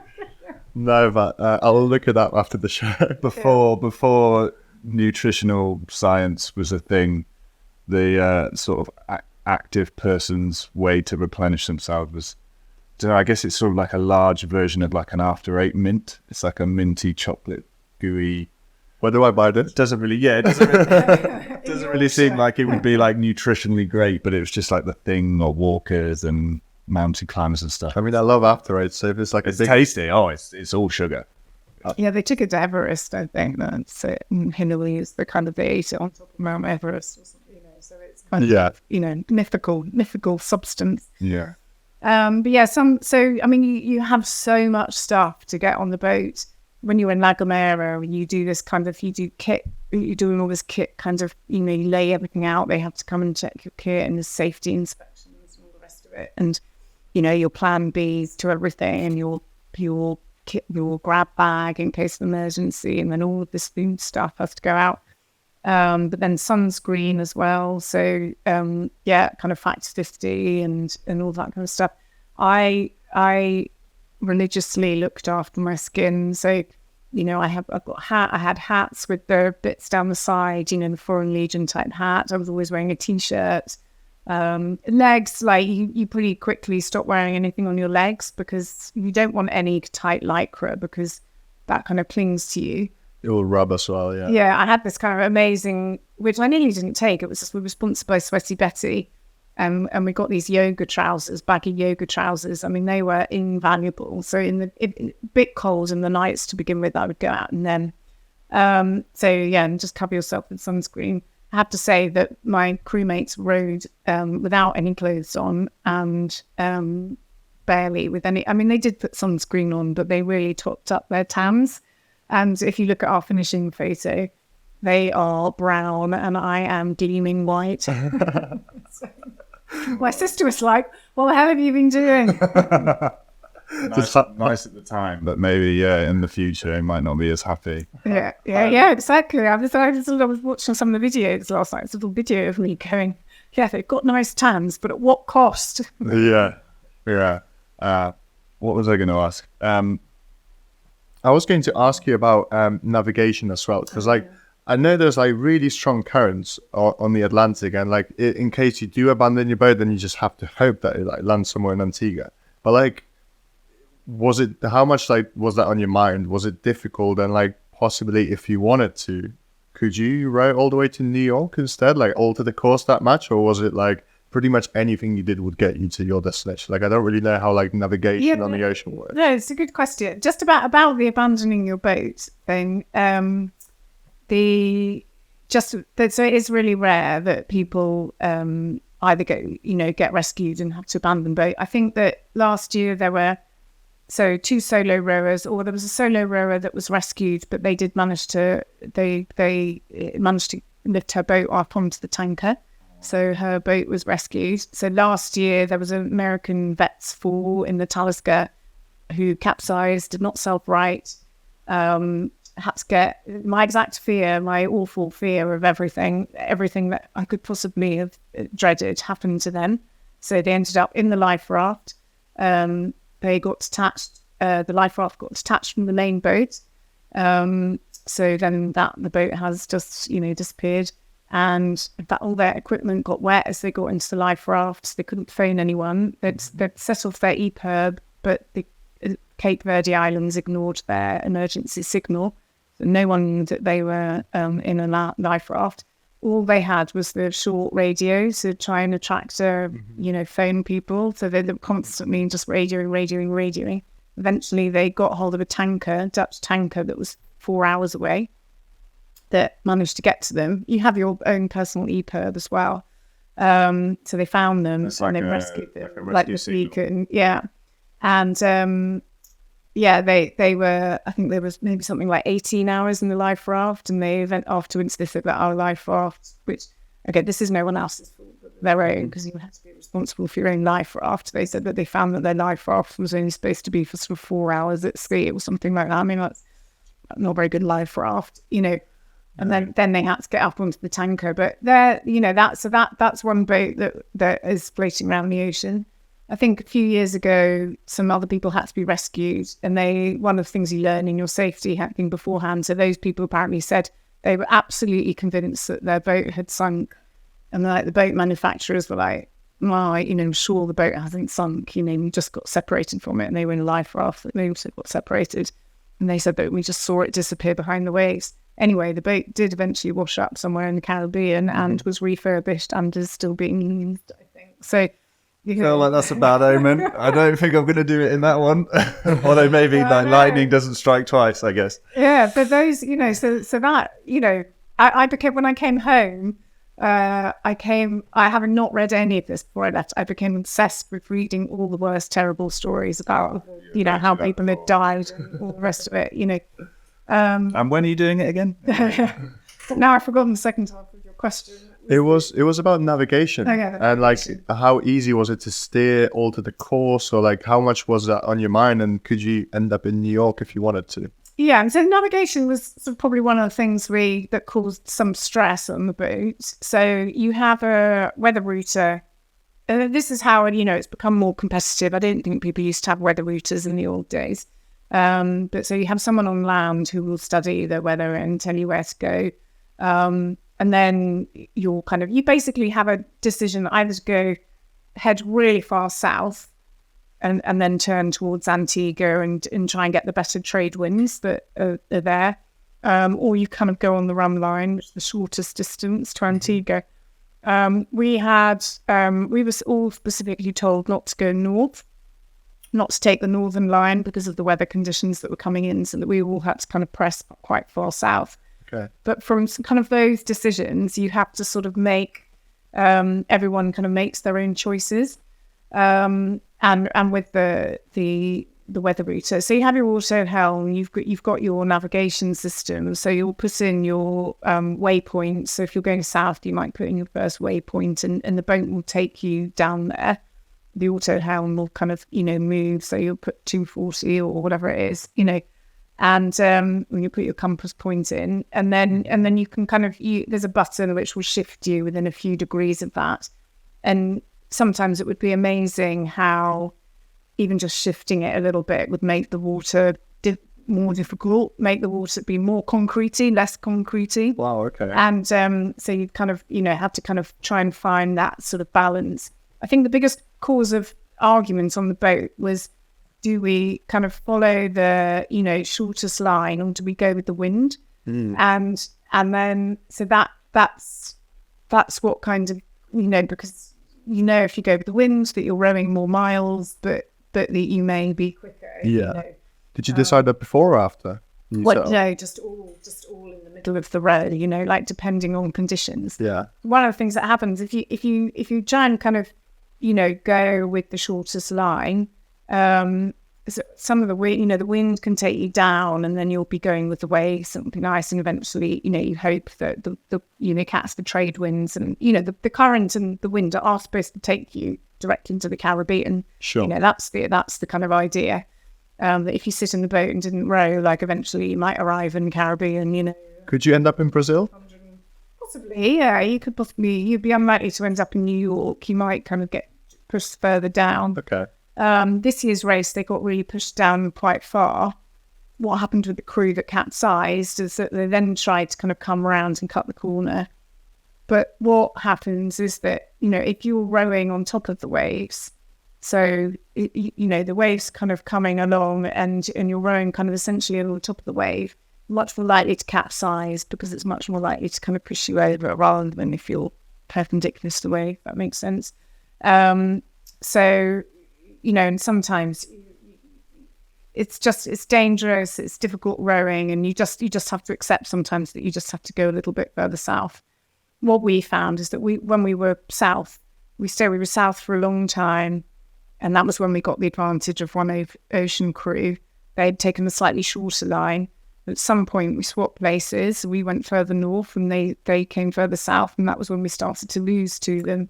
And if you look at our kind of, you can see a printout of our course. We sort of go along, and then there's this funny kind of blip where we've gone too far north. And that was partially because we thought a big storm was going to come in, and as our weather routers thought the storm was going to come in, and that if we pushed slightly north, the storm wouldn't push us so far south. As it was, the storm wasn't quite as, violent as expected. Sure. So we'd kind of gone too far north unnecessarily. And I think we probably, given that we lost like by 5 hours or something, that probably, you can see, I don't like looking at the whole route of our journey, because I can, It reminds you. it reminds me of where we kind of made our mistake, But that's one of those things where it's there's no one right answer. Yeah. So that's kind of a thing where it's a constant source of potential problems, because you can kind of make a case for each way. It is. It's really, that it is really difficult. And I think part of the, one of the conflicts perhaps with having a weather router or not, the weather routers on land, and they can, they can see what's happening and they'll give their best advice, but they're not in the boat and they don't know what the conditions of the waves and the water is. Sometimes you inevitably have to kind of take that decision. You can't just point your boat at Antigua and go, right, we're going to go that direction. Or, though, some people do decide to do it that way. But I think, generally, if you go with the wind, then, eventually you'll come out. I mean, for anyone doing it, I would say the best advice is whatever direction, if you go far south or whatever direction you come out of La Gomera, to try and get out of La Gomera as quickly as possible. So if you look at this year's race, the front runners, all the people that got out quickly, then missed this really bad weather front that came in. And so they kind of capitalized on that early fast start. And then they were off, and they didn't really have the same kind of problems. Anyone that got stuck, and this said pairs have a problem. Solos can have real problems right at the start of the race. So pairs and solos much more likely to go on para anchor, perhaps a little bit more likely to capsize. So all of those things, like if you're going to really push yourself to the max, you try and push yourself to the max in the first week, because it will kind of bring you dividends later on in the race. Sure. So, like, to my understanding, then the navigation is like semi-automatic. Like the boat kind of helps you. It's not like for 2 weeks you just have to go hard on stroke side. Yeah. So you're not. I mean, you can. You're putting in the. And I wasn't the navigator. So, and I never really got a chance to kind of work out how the navigation system went. And the auto helm is like the noisiest things. People in that stern cabin have this awful creaking of the auto helm as well all the time. But yeah, you can, you're on deck and you can alter it slightly, and then you'll just put in a new kind of waypoint or, new direction. So I'd say, navigation's actually not the hardest aspect of rowing across the Atlantic. I mean, you're going one direction and there aren't many things to hit, compared to rowing around Great Britain, which personally I think would be quite a miserable experience. I don't think I would ever do it. We're going to have to ask Alex Gregory about that one when we get him on. Yeah, I mean, to the Great GB row or whatever it's called, I think this year's row, whoever did it this year, had a slightly less dramatic time, but the previous, there's been a lot of the people got rescued 3 times, and wow. Is that Alex Gregory? I think they didn't complete it. So but it's it's easier. The main differences between those two races is the Atlantic. You can't stop it. You're in the middle. You have to. You except in extreme circumstances, you can't get off. You are there and you're committed, and you have to finish. With the GB row, obviously, that you can always be rescued. Pretty easily, and so you don't have that kind of fear. Yeah. However, you do have large land mass and lots of boats in your way, and a tide. Yeah. So and some of our training rows when we were rowing against the tide, it is back-breaking, and you go about, half a mile in God knows how long, like hours, I remember going along, there's a pier and a beach sort of just south of Plymouth, and you just rowing what seemed like hours, and we could still see the pier, it just hadn't disappeared, and it's just so that is the really complex thing about that race, which is why they call it the world's toughest row, I think. Competition over the world's toughest row. For different reasons. I wanted to ask, so when you finished, having lost 20 kilos, presumably at that point you're dangerously underweight or sort of coming to it? Yeah, I was 76 kilos before I left. So, and I'm 70 now. I would say that I tried to put on a little bit of weight. I'd like to eat the hot, drink lots of extra hot chocolates before I left. Good. My secret weapon. But these days they don't tell you to put on. In the old days, people it'd be like kind of swimming the channel kind of thing, really layer up. But now it's all about you've got to have the least weight possible. There is a kind of, they don't tell you to kind of really lard up essentially before you go. But probably could have done with putting on a little bit more weight. And then when I was, there's a sort of weigh in. So I was 76 before I left, and I was 58.9, I think. So not quite 20, but almost when I landed in Antigua and did the weigh in, then I was dehydrated. Big difference there. But it's, it was a huge amount, I think. And I think it would have caused problems. And I mean, I didn't look healthy, I looked in the mirror that evening and I remember just thinking, God, and that's why I say, like, I would have been in real trouble if we'd been out for a week later, not least to eat so well out on our main packets of food as well. It was like right to the wire, which I don't really know why. If we'd been out there for another 5 days, we would have been just eating chocolate bars and nuts and stuff like that, and no main biscuits. All the biscuits that no one wanted to eat. Exactly. Yeah. So you do chuck stuff overboard as you go that you're not eating, not in its wrappers. Just food, just the food. Yeah. So putting that weight back on again, did you have any sort of plan, or was it just easy, just get back into routine, get some food in you? I did have a bit of what I wanted to do, sort of put weight on sensibly, but also put the muscle back on. So I sort of did EMS training, which is, I don't know if you've ever done it. It's this sort of weird training where you kind of wear electric sort of things, you get electric stimulation. Yeah. You do like 20 minutes and sort of an hour in the gym, but it'd be quite good. I did it before I left because I kind of wanted to build my strength up kind of quite quickly. But it's quite good if you've had an injury or things like, I had no glutes or carbs left. It was good at sort of specifically targeting that area. So I wanted to kind of put weight on, but make sure that I was building up the muscle at the same time rather than just coming back. And, I think some people lose a lot of weight and then come back and then just kind of, It's like the one benefit. The sort of classic, you kind of pile on loads of weight immediately. So I like those 2 week in Antigua, I could hardly eat. Took quite a long time to kind of get back to sort of normal eating, get my kind of body back to normal state. I remember the thing I noticed most is that I was so cold all the time. So I got back to England in February, having lost all that body fat. Yeah. But it was because I'd lost it so quickly, like everything's just kind of, sagging and not nice. Normally you don't notice. Yeah. Gradual weight loss, but it was like someone had deflated me. Oh, no. It's not good. How are your other crew members? Did everyone lose, obviously? They lost weight, but not nearly as bad as me, I don't think. I'm not quite sure kind of why. I mean, they were smaller. So the 2 sisters kind of quite small and lean anyway. They didn't have such a huge amount of calories to eat. Everyone lost weight, but I was definitely the most dramatic weight loss of all of them. Yeah.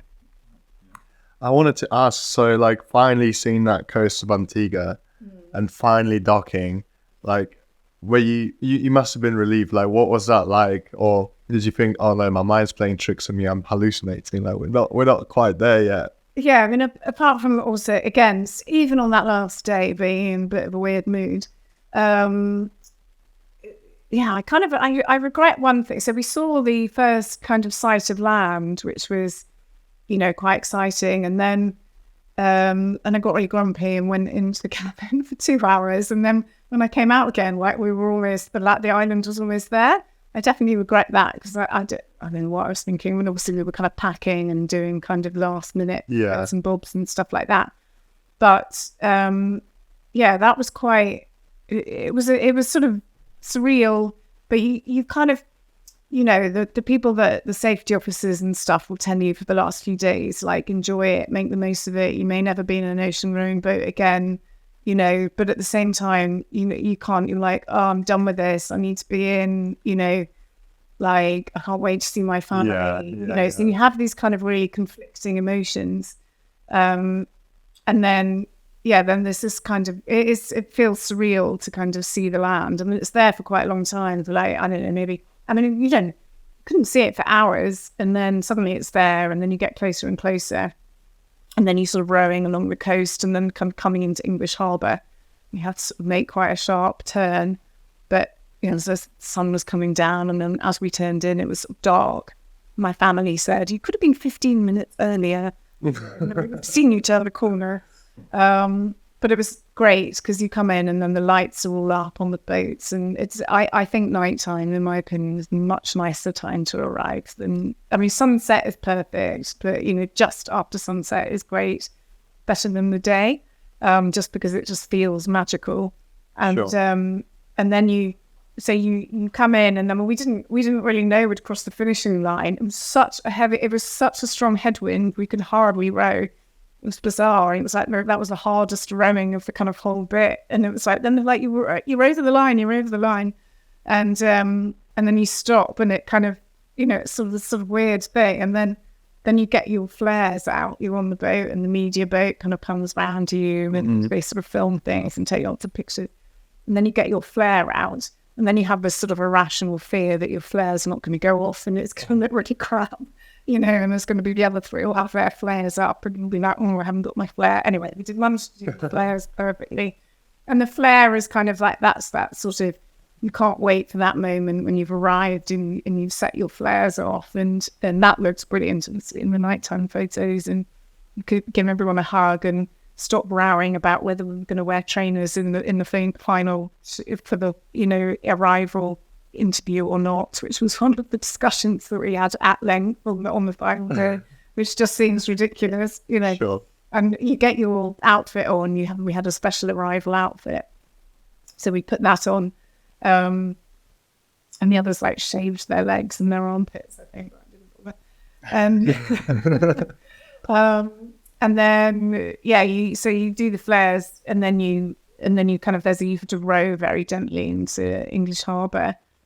And because it was Friday night, the sort of restaurants were open, and there's one restaurant played "We Are the Champions" by Queen. Oh, yes. That was it was amazing. That is the kind of, you just kind of want to cry when that happens. And then you come in and you dock, and then Carsten is the guy that owns the whole thing. You get out of the boat. And actually, we've got a really fantastic picture of us getting out of the boat. So we were all kind of in sync getting out of the boat. And then just that feeling of stepping on dry land is so weird because your legs are so wobbly and you can hardly stand up.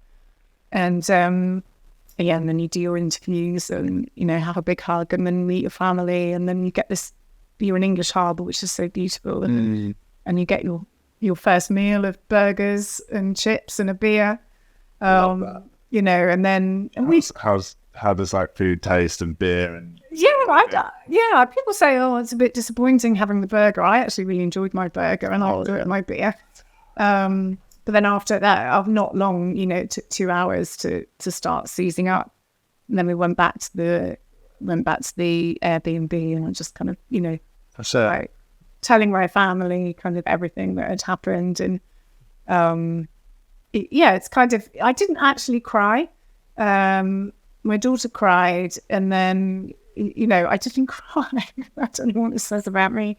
But I just that dehydrated. Yeah. I didn't cry until the next day. We were walking back to English Harbour to go and unpack the boat and all the rest of it. And I saw someone from One Ocean crew, and then we had a big hug, and then I cried then because it had been so emotional, that race, with a competitor that you can't see, a rival that you can't see at any point, you're not talking to, there's no communication, and yet like for 40 days, like both the thoughts on our boats had been like obsessed with the other crew, so that was quite a sort of cathartic moment when we sort of saw them. Presumably, because like 6 times a day, the thing that was dragging you out of your cabin to get going again was Anita. It becomes like the whole focus of it. Yeah. I mean, it's I think, when I was doing the training, I did my training in Tinmouth, and I, met a crew that did it this year, and they said, like the people that race it, they come out and they all look miserable and grumpy, and at the end, and if it hasn't gone right, and blah blah blah, but I actually just don't know how you would do it if you did it leisurely in a leisurely fashion. I think I would go mad. You know, if you didn't have that you need some distraction. And from New Year's Eve onwards, really, you've got these kind of 3 weeks of sort of nothingness. You know, there's no marker in that time. You know, you don't see anyone. Either the nature, we saw dolphins and whale to begin with, but that you had to be kind of lucky on the nature front, you know. But that kind of dissipates a little bit as you go along. So you know, if you didn't have another crew to race against, so you get these, you know, obviously there's the race to be the first boat in the whole thing, then there's the race to be the female race, the female trophy. And then there's a different boat class, because most of them are Rannox. Then there's another boat class as well, but the fast ones are the Rannox. But then within, you know, those are the trophy boats. You get your Belmont Watch or whatever. But then there are loads of mini races that sort of go on, you know. And ours was like one of the closest races that had, you know, that they'd ever had. I think to join the. And I think this year they had some really close races as well. And occasionally you get it when you get two boats that will see each other, you know, for almost the whole journey. They're kind of that's quite rare, I think, you know. But you do get these mini rivalries that just emerge, you know. And we did, I think we're the fourth fastest female four ever to have done it. That's awesome. Which is pretty good. And then, you know, we beat, like, there was this, when we were in La Gomera in our boatyard, we were next to this military boat. So it was 2 men, 2 women, I think, all fitness trainers, like absolutely hard as nails. And we beat them. And I think they got like a world record for fastest mixed boat or something like that. And we were like, come on, you know. So faster, yeah, you know. So we wanted to show that a group of middle-aged women could still be athletic and we could compete at the highest level. And ocean rowing is quite democratic, I think, in that way, you know. And obviously, it's incredibly long endurance sport to which women are pretty good. Yeah. Like you say, you always need a little bit of luck. And, you know, obviously weather kind of, you know, plays a part. I mean, the organisers have said, you know, they have said at some point a female crew will win it. I'm not sure now. It's becoming so ultra competitive that I'm not sure if that, I think maybe the window has sort of closed for a mixed, or maybe there was a mixed crew this year, did very well. I think a mixed crew could win it. And in one year a pair won it, but I mean, it's this guy, and I've forgotten his name, but this absolutely like insane, intense ocean runner. He's just like he just rows all the time. Yeah. Sort of absolute limit. But yeah, it would be nice to see a female, a mixed crew win it. Hopefully one day we get to see it. I mean, to me, like the fact that this challenge is also a race at the same time is just crazy. I just hope none of the Oxford Brook rowers find out that, you know, you can do battle paddling across the Atlantic if you stay within each other's sight, because then I guess the next training camp, Henry's going to take them on. That's essentially what it is, battle paddling across the Atlantic. Yeah. Like you said, though, that kind of gives it more of a reason to do it. I was amazed. It's 38 crews doing it this year as well. Yeah. So quite a lot of people doing it. It's a big deal now. It's a big event. Big waiting list, I think. And so now they've opened it out to the Pacific. So I think this year was the first Atlantic campaign's Pacific race, which obviously I think is not, you know, mentally it's not whole ocean. You're going from Hawaii to Monterey to Hawaii. But they want you to have done the Atlantic before you do the Pacific race, because in some ways I think the first 2 weeks are harder. So you have to get, in terms of the navigation. So the navigation is like, you could mess up your navigation in the first couple of weeks at the Atlantic. It wouldn't really matter too much. Sure. But I think in the Pacific race, you have to get onto a kind of certain kind of path and get the proper winds, and that's quite tricky.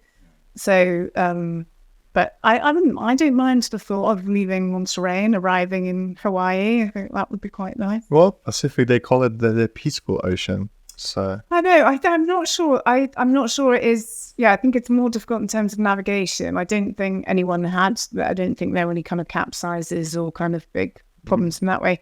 I think if you asked the real hardcore ocean rowers, that I have asked one of the real hardcore ocean rowers, which the hardest ocean is, and they say the Indian Ocean. yeah, probably because of the currents. Yeah. And so our coach, I think, I think he capsized in the Indian Ocean. For the sake of your Sharks. Yeah. I wanted to ask you, in terms of like the aftermath of the event, like obviously once you like came back to England, like what did you like gain from it that you didn't expect going into the event? Like what was it, like any sort of exposure or being picked up by the media or inspiration, or maybe you got some nice messages from like some women or mothers around the world that you've inspired? Like what was that like for you? That's a really bizarre little thing that happened just towards the end of the boat, where, you know, my Instagram messages, because I was kind of writing them directly from the boat, whereas normally you'll have somebody on land who'll kind of, you know, do the story. You know, we kind of engaged with quite a lot of people. And this woman that told us that her son was like 4 or 5 that became really obsessed with our row and sort of set up a little ocean rowing boat in his front in the front bedroom or whatever it was, with tennis rackets as the oars, and you know, and we recorded a message for him. We were on the last day of the boat, and you know, that really did. I know I always find it so hard when you talk about inspiring people, because it always sounds a bit naff. You know, actually, I just realised we really were inspiring people. And we were at the rowing club the other day. You know, one of the girls in the performance squad or performance development squad, she goes, "Are you Lebby Eyres?" And I said, "Yeah." She goes, "My mum follows your journey all across the ocean in the Mothership, you know, and she read all your Instagram posts, you know." And I was actually I was surprised about that, because I am a cynical old hack at heart, probably, you know. So it's quite, you know, that really, you know, I did feel like people really got engaged by our story and enjoyed following us. And I think that's really, you know, I really enjoy that. I think that just simply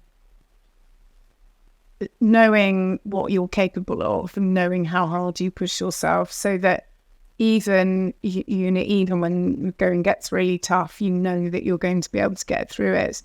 And it's a really weird thing about sleep, because sleep is one of those things that people get really obsessed by. You know, and, you know, like, oh, I can't sleep, or I've had a bad sleep, I'm not going to be able to function today, or whatever it is. You know, I would say, and I wasn't expecting this probably, that the row has completely removed any kind of anxiety that I would ever have about sleep, because you can function on a small amount of sleep. Your body will get through it. If you're that exhausted, you will eventually fall asleep. You know, it kind of, you know, it removes. And I mean, honestly, if you can sleep in an ocean rowing boat, which is being thrown everywhere, which is with bangs and crashes, and, you know, sometimes we just have really, really, really deep sleeps. You know, when the alarm go off, you'd be like, whoa, where am I? You know, I'm in the middle of the Atlantic, you know, because you'd been dreaming about being on land. I once in the whole of those 6 weeks, dreamt that I was at sea, and all other dreams I had I was on land. Wow. And I almost never dream about being on the sea either now, which is really odd. You know, I you know, it's more that I dream that I've been given the chance to row across the ocean again. And I have to get rid of it. I have to get ready for it, but I'm not ready, if that makes sense. Sure. It's like another version of you have to take your finals, but you haven't done your revision. You know. But I think that's just that resilience. And also that kind of sense of peace with yourself, that without wishing to sound too morbid, that if I got knocked down by a bus tomorrow, you know, I know that I feel very happy in myself that I've done this incredible thing, that I've been out in the middle of the Atlantic Ocean in a rowing boat that so few people have in the whole world. And, you know, I don't think of myself as an extraordinary person, but I've done an extraordinary thing. And that's something that, you know, you do think that you can die happy, you know, if you've done something like that. And I think maybe I wasn't kind of expecting kind of perhaps that kind of peace of mind that comes from doing something quite as challenging as that. Yeah, that's magical. And it's not just being in the middle of the ocean, it's the fact that you've completed, came back inspired. Like I think that is in itself extraordinary. And like I don't think non-extraordinary people don't get up to challenges like this. I think possibly you might have to give yourself a little bit more credit than that. Maybe. But it's funny then, and then the group of younger women that I told you about, I think they're called Ocean Sheroes. So you could look them up, but they actually describe themselves in the same way. They sort of say ordinary women doing extraordinary things, So yeah, I think, but then we're all just ordinary people, all capable of extraordinary things. Just finding out what you're capable of. Yeah, I think that's an interesting point you said about the sleep. Is something in rowing, but certainly as you get to the top end, where you're trying to make everything perfect, the perfect amount of sleep, the perfect food. Yeah, all of these things perfect, and you can get so stressed when it's not in that way. I think it's important to understand that you're capable of performance even in a non-perfect environment. And I think the sleep thing's a funny one. I did when I opened a business with my wife 7 years ago, and the final day before we opened, Pete worked with me for 36 hours without stopping in order to get ready to open. Which I used to think was quite impressive, but then having heard your lack of sleep, I actually think it's not that big a deal. But even after I did that, I remember telling you, I think at the opening party, talking to one of my wife's friends and saying, you said, we've just done the last 36 hours. And she was like, you can't do that. And I was like, no, I have. Yeah. I'm not saying I will. I already have. And hearing people be like, no, that's not possible. You couldn't do it. Like even having achieved things like that, some people will. Yeah, they just don't. I know. Yeah. And that goes back to what I was saying about people who they can't accept that we don't have a boat next to us, because they can't imagine how anyone could possibly let a fallen out into a boat in the middle of the Atlantic. No, but it is that kind of, it's like, surely there is a boat next to you. I think the more I find out about this challenge, the more like fascinated I am by it, about like the demands, the challenges. I'm not saying I'm going to do it. I thought that's what was coming. No, don't look at me like that. I don't. Definitely heading that way. Maybe. I don't know. I don't want to kind of have that peer pressure on me now, but no, I'm just so fascinated because like, oh yeah, I've rowed across the Atlantic, cool. But like when you actually get into the details, the ins and outs, the everyday, the like what you had to do hour by hour, the demands, the challenges where you had to give up, sacrifice, like it's mind blowing. It's nothing short of mind blowing, and I'm so glad that we're able to like share this story and like what you've done and achievements like with other people, and like. I hope more good comes out of this for you still, like years and like months after you've done it, and it's incredibly impressive. And the fact that you're the 4th fastest finisher too, like I think that just sums it up, like I don't really have of the female 4, so I would add in, but yeah. Here we go, trying to take away from the from the achievement. I would doing that. Stop doing it. Having spoken to a lot of amazing people, I think who've done really amazing things, I think a common trait of inspirational people is they'll never claim to be inspirational. I think maybe that's part of it, Yeah. Like you said, it's so easy to explain it all away. But I also think having sat down with people, sort of listen to you go through it, it's nice to actually go when you actually revisit it and think, no, that was actually pretty bloody tough. But yeah, well, that's what I love doing these things, honestly, because I just done it, going to Marlborough next week and giving the talk. I love doing it because I love talking about it, and one of the kind of, in the first few weeks and months afterwards, it stays very fresh in your mind.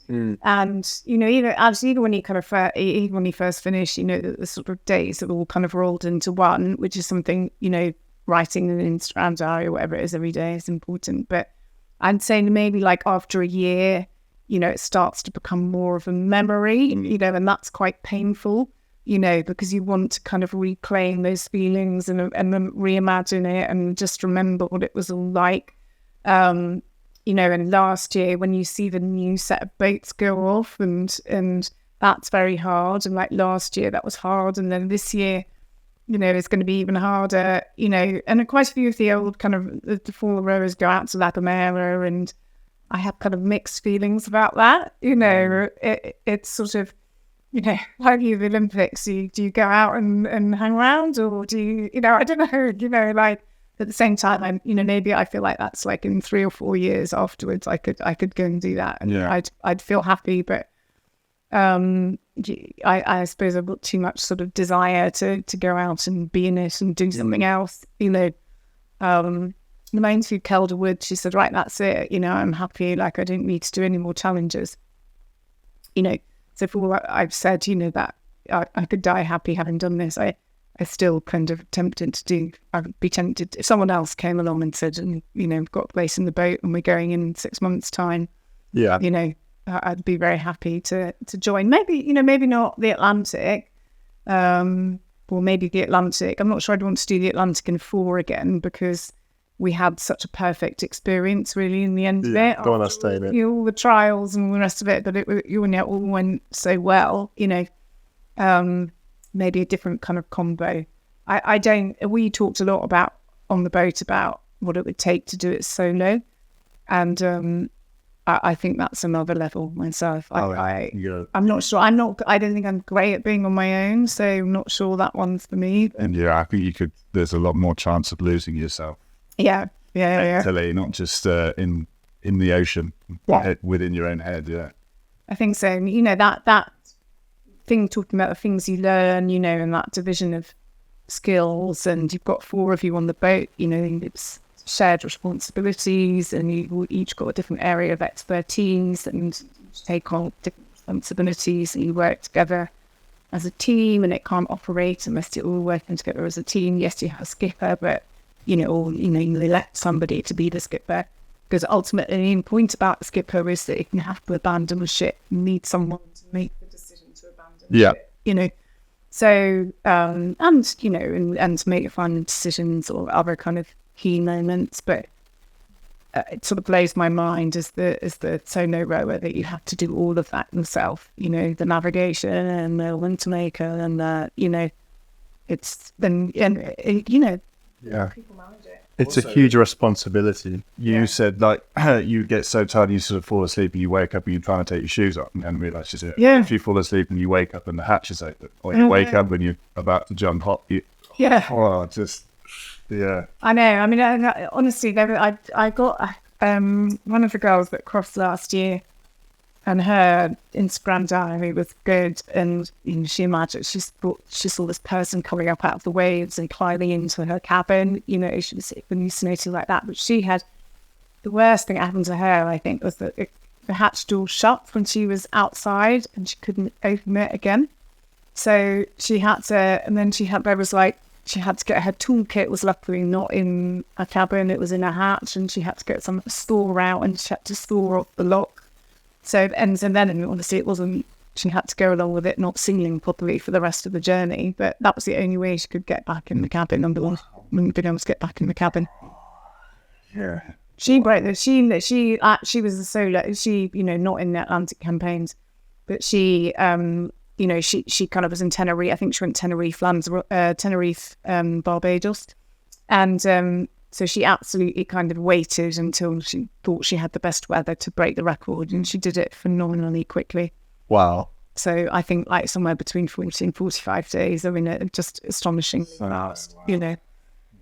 Can you imagine? I don't think I'm tough enough for it at this moment in time. Definitely. But no, it's hugely impressive, and like I'm just in awe of that achievement. So no, I think you should be proud of yourself for forever, basically, for even this, because it's a huge feat. And also, like, you were the first crew just comprised of just mothers that has done it as well. No, I think there's a crew called the Yorkshire Mums who did it quite famously a few years before us, and they are the oldest crew that have done it, although I think there's a crew this year that are trying to be the oldest female for now that will beat the Yorkshire Mums to that record. So I think all the Yorkshire Mums were mums, I presume. They weren't actually called the Yorkshire Mums. I think they were called like the Yorkshire Roses or something like that. Okay. But the media sort of dubbed them. They had quite a lot of media attention, and the media dubbed them the Yorkshire mums.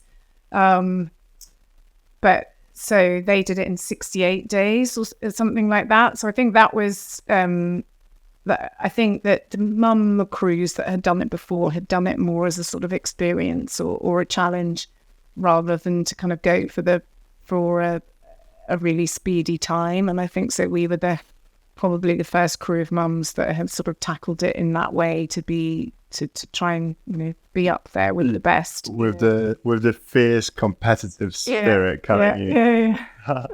Brilliant. Yeah, it's amazing. It's awesome to hear your story. I'm glad we got this set up. I think it's one thing talking to Olympians and seeing them, like we said, almost sort of in that perfect environment, having an incredible performance. But I also think it's like super inspiring to show that age or having kids or jobs and everything else, like I still sort of believe that a lot of things are excuses, and I think if you want to make it happen, you can. And I like talking to people who make it difficult for other people to make an excuse. You know what I mean? Like, but I couldn't possibly because of that. Like, Matt, you haven't got that excuse anymore. And I think, it's nice. There are probably very few people that want to go to the Olympics, and it's great to hear that message. I think there are a lot more people that this message is going to resonate. It's just like, however difficult that task is, whatever's in front of you, if you want to achieve fantastic things, like it's possible. And I think you proved that. Great, thank you. I guess we've just got some quick fire round questions to ask you. Yeah. I guess the first question, it might be a quick answer, it might not be, but obviously... I'll try and be quick. It's okay. You're a CEO. Obviously, you've gone to Oxford. You're a former Oxford Blue. You've been rowing basically since your teenage years. How has rowing helped you in your life after rowing and in your business career? And what sort of lessons do you carry with yourself on a daily basis because of that? I think that's time management is a really good thing, and I see this in my kids as well. And I when I look at my kids and how they manage their schooling and their rowing training, I'm kind of in their resilience that they're building from it. I'm in awe, and I think that's a reminder to me that it's not a normal thing to be able to go out and sit on the docks and wait an hour in freezing cold weather before you start a head race, and then go out and do it all over again. And I know that we're using my kids as an example here. My son went Strathclyde this summer. He went out and he did his 14. He did his first race in a single scull. He went out. They got the timing wrong, and it was raining. So they went back, and then they went out again to do the race again, and they messed up the timing again. And then they went back in, and they had to go out, and then they had to do it again. Criminal. And I just thought, wow, I think I might even have cried by that point, but they didn't. And, I think that sort of going out in all weathers and getting up early in the morning and putting through the pain and pushing yourself, that will always help you in difficult times in your life, mentally, but also physically. And I do sometimes, particularly as you age, I think this is a really important thing, that sometimes I look at friends of mine who are trying to get fit, and they've got no idea how to push their bodies, and they never have.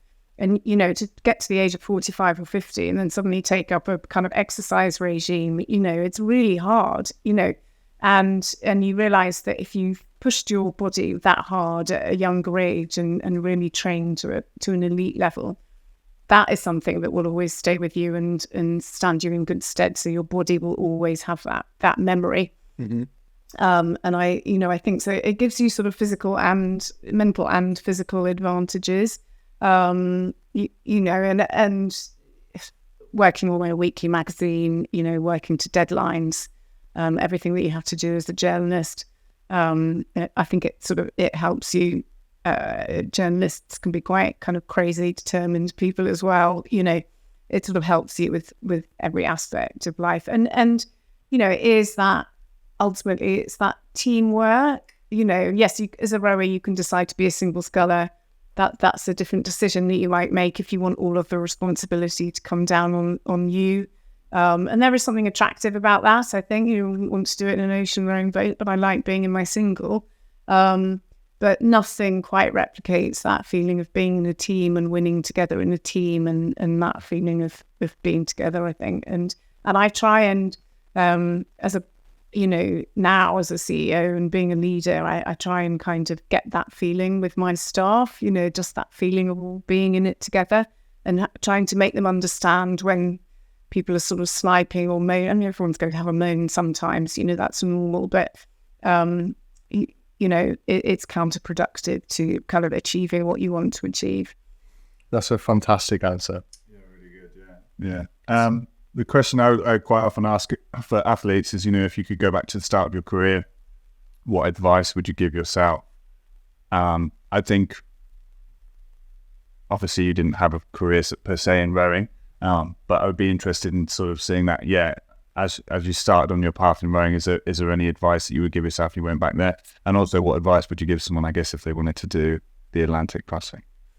Yeah, I think the first one, I think that quite basic advice, and I sort of touched on it earlier on, and that is to eat properly and to manage your body properly, because I think that fear of being injured, or that because I'd been injured so much, is probably what put me off trying to go for the Olympics, because I just thought, well, I'm not going to make it and I'll be injured and it won't work. So I think that is really important, and you get the support now, but that to give yourself the time and the rest. I think people are better at doing that now than they are. Maybe that's still not possible within the Olympic system, to sort of treat the person as an individual. If you don't adapt to the regime, then maybe it's not for you, and that can be, you're sort of adapting your individual needs together with the team needs is important, I think, and that can take time to do it. I think. I mean, it does make me think: do I regret not having pushed myself further? And I would say I didn't. And now I do slightly, because I hadn't been injured in 5 years really seriously since I went back. And yes, my training range isn't that great, but it does make me think, if I'd had those things, if I'd eaten better, if I'd not got injured so much, that perhaps I would have been able to kind of perform to a higher level. So I think those things are really key. I will always try and push too hard on all fronts. So I will work hard, train hard, and I'll try and play hard. That's why you're a CEO. Yeah. So occasionally I have to kind of remember that, like this week, as an example, today I was supposed to have rowed in Wallingford before this, then supposed to do this interview. Then I was supposed to go to the Lee and load the boats ready for Bedford Regatta. And then I was supposed to get up at 5 o'clock in the morning and drive to Bedford and then race tomorrow. And then, do my normal week's work next week. Probably, it was fine. It would have been fine, but probably quite a lot for, anyone's weekend at this, So just, so I am kind of, it's quite nice. Like, it's nice to be able to do this and not have to say, oh, well, I've got to finish at such and such a time and I've got to rush off. Yeah. So now I've forgotten the second question. For the Atlantic crossing, advice for someone who wanted to do it. Yeah, I mean, I think you have to really plan ahead, and that's the most difficult thing for the Atlantic crossing. So I was very lucky, and not everyone will have that experience. And the other area that we were lucky is that we got sponsorship in two big, we got Tritax Big Box and British Gas, and we had some sort of benefactors as well that connected kind of with the boat and one of the charities that we were supporting, Felix Fund. But some people have to go out and they are fighting for every £1,000 that they raise. They're getting that £120,000 together in those 2 years before. So that is, it's an incredible challenge in that way. And you have to be really organised and really determined. And you have to have a really clear plan if you're in a crew boat of who is doing what. And you do sometimes see, crews that suddenly there'll be a departure from the crew before the boat goes across the ocean, and crews do kind of change shape. And that's because the load is too much for some people. They can't. So, I do that. Ultimately, my main piece of advice for anyone running across the ocean in a crew boat is to make sure that you all have the same mindset. And I think broadly speaking that in our boats, we did have the same mindset, that, I was definitely the most competitive, or my friend Jo, maybe I was the most outwardly competitive. Jo's probably as competitive as me, sort of a bit more quietly maybe, and Pippa and Dids, the sisters, slightly less competitive but hard as nails, and so kind of willing to be brought along. There's just as a little postscript, I've had kind of an easier time since I got back, and I've got this job, which is an amazing thing. We got back, Jo's got divorced from her husband.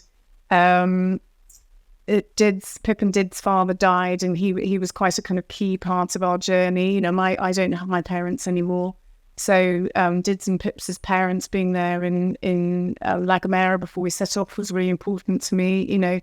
Sort of, it was like they were my surrogate parents, and when their dad died, it was very sad for all of us.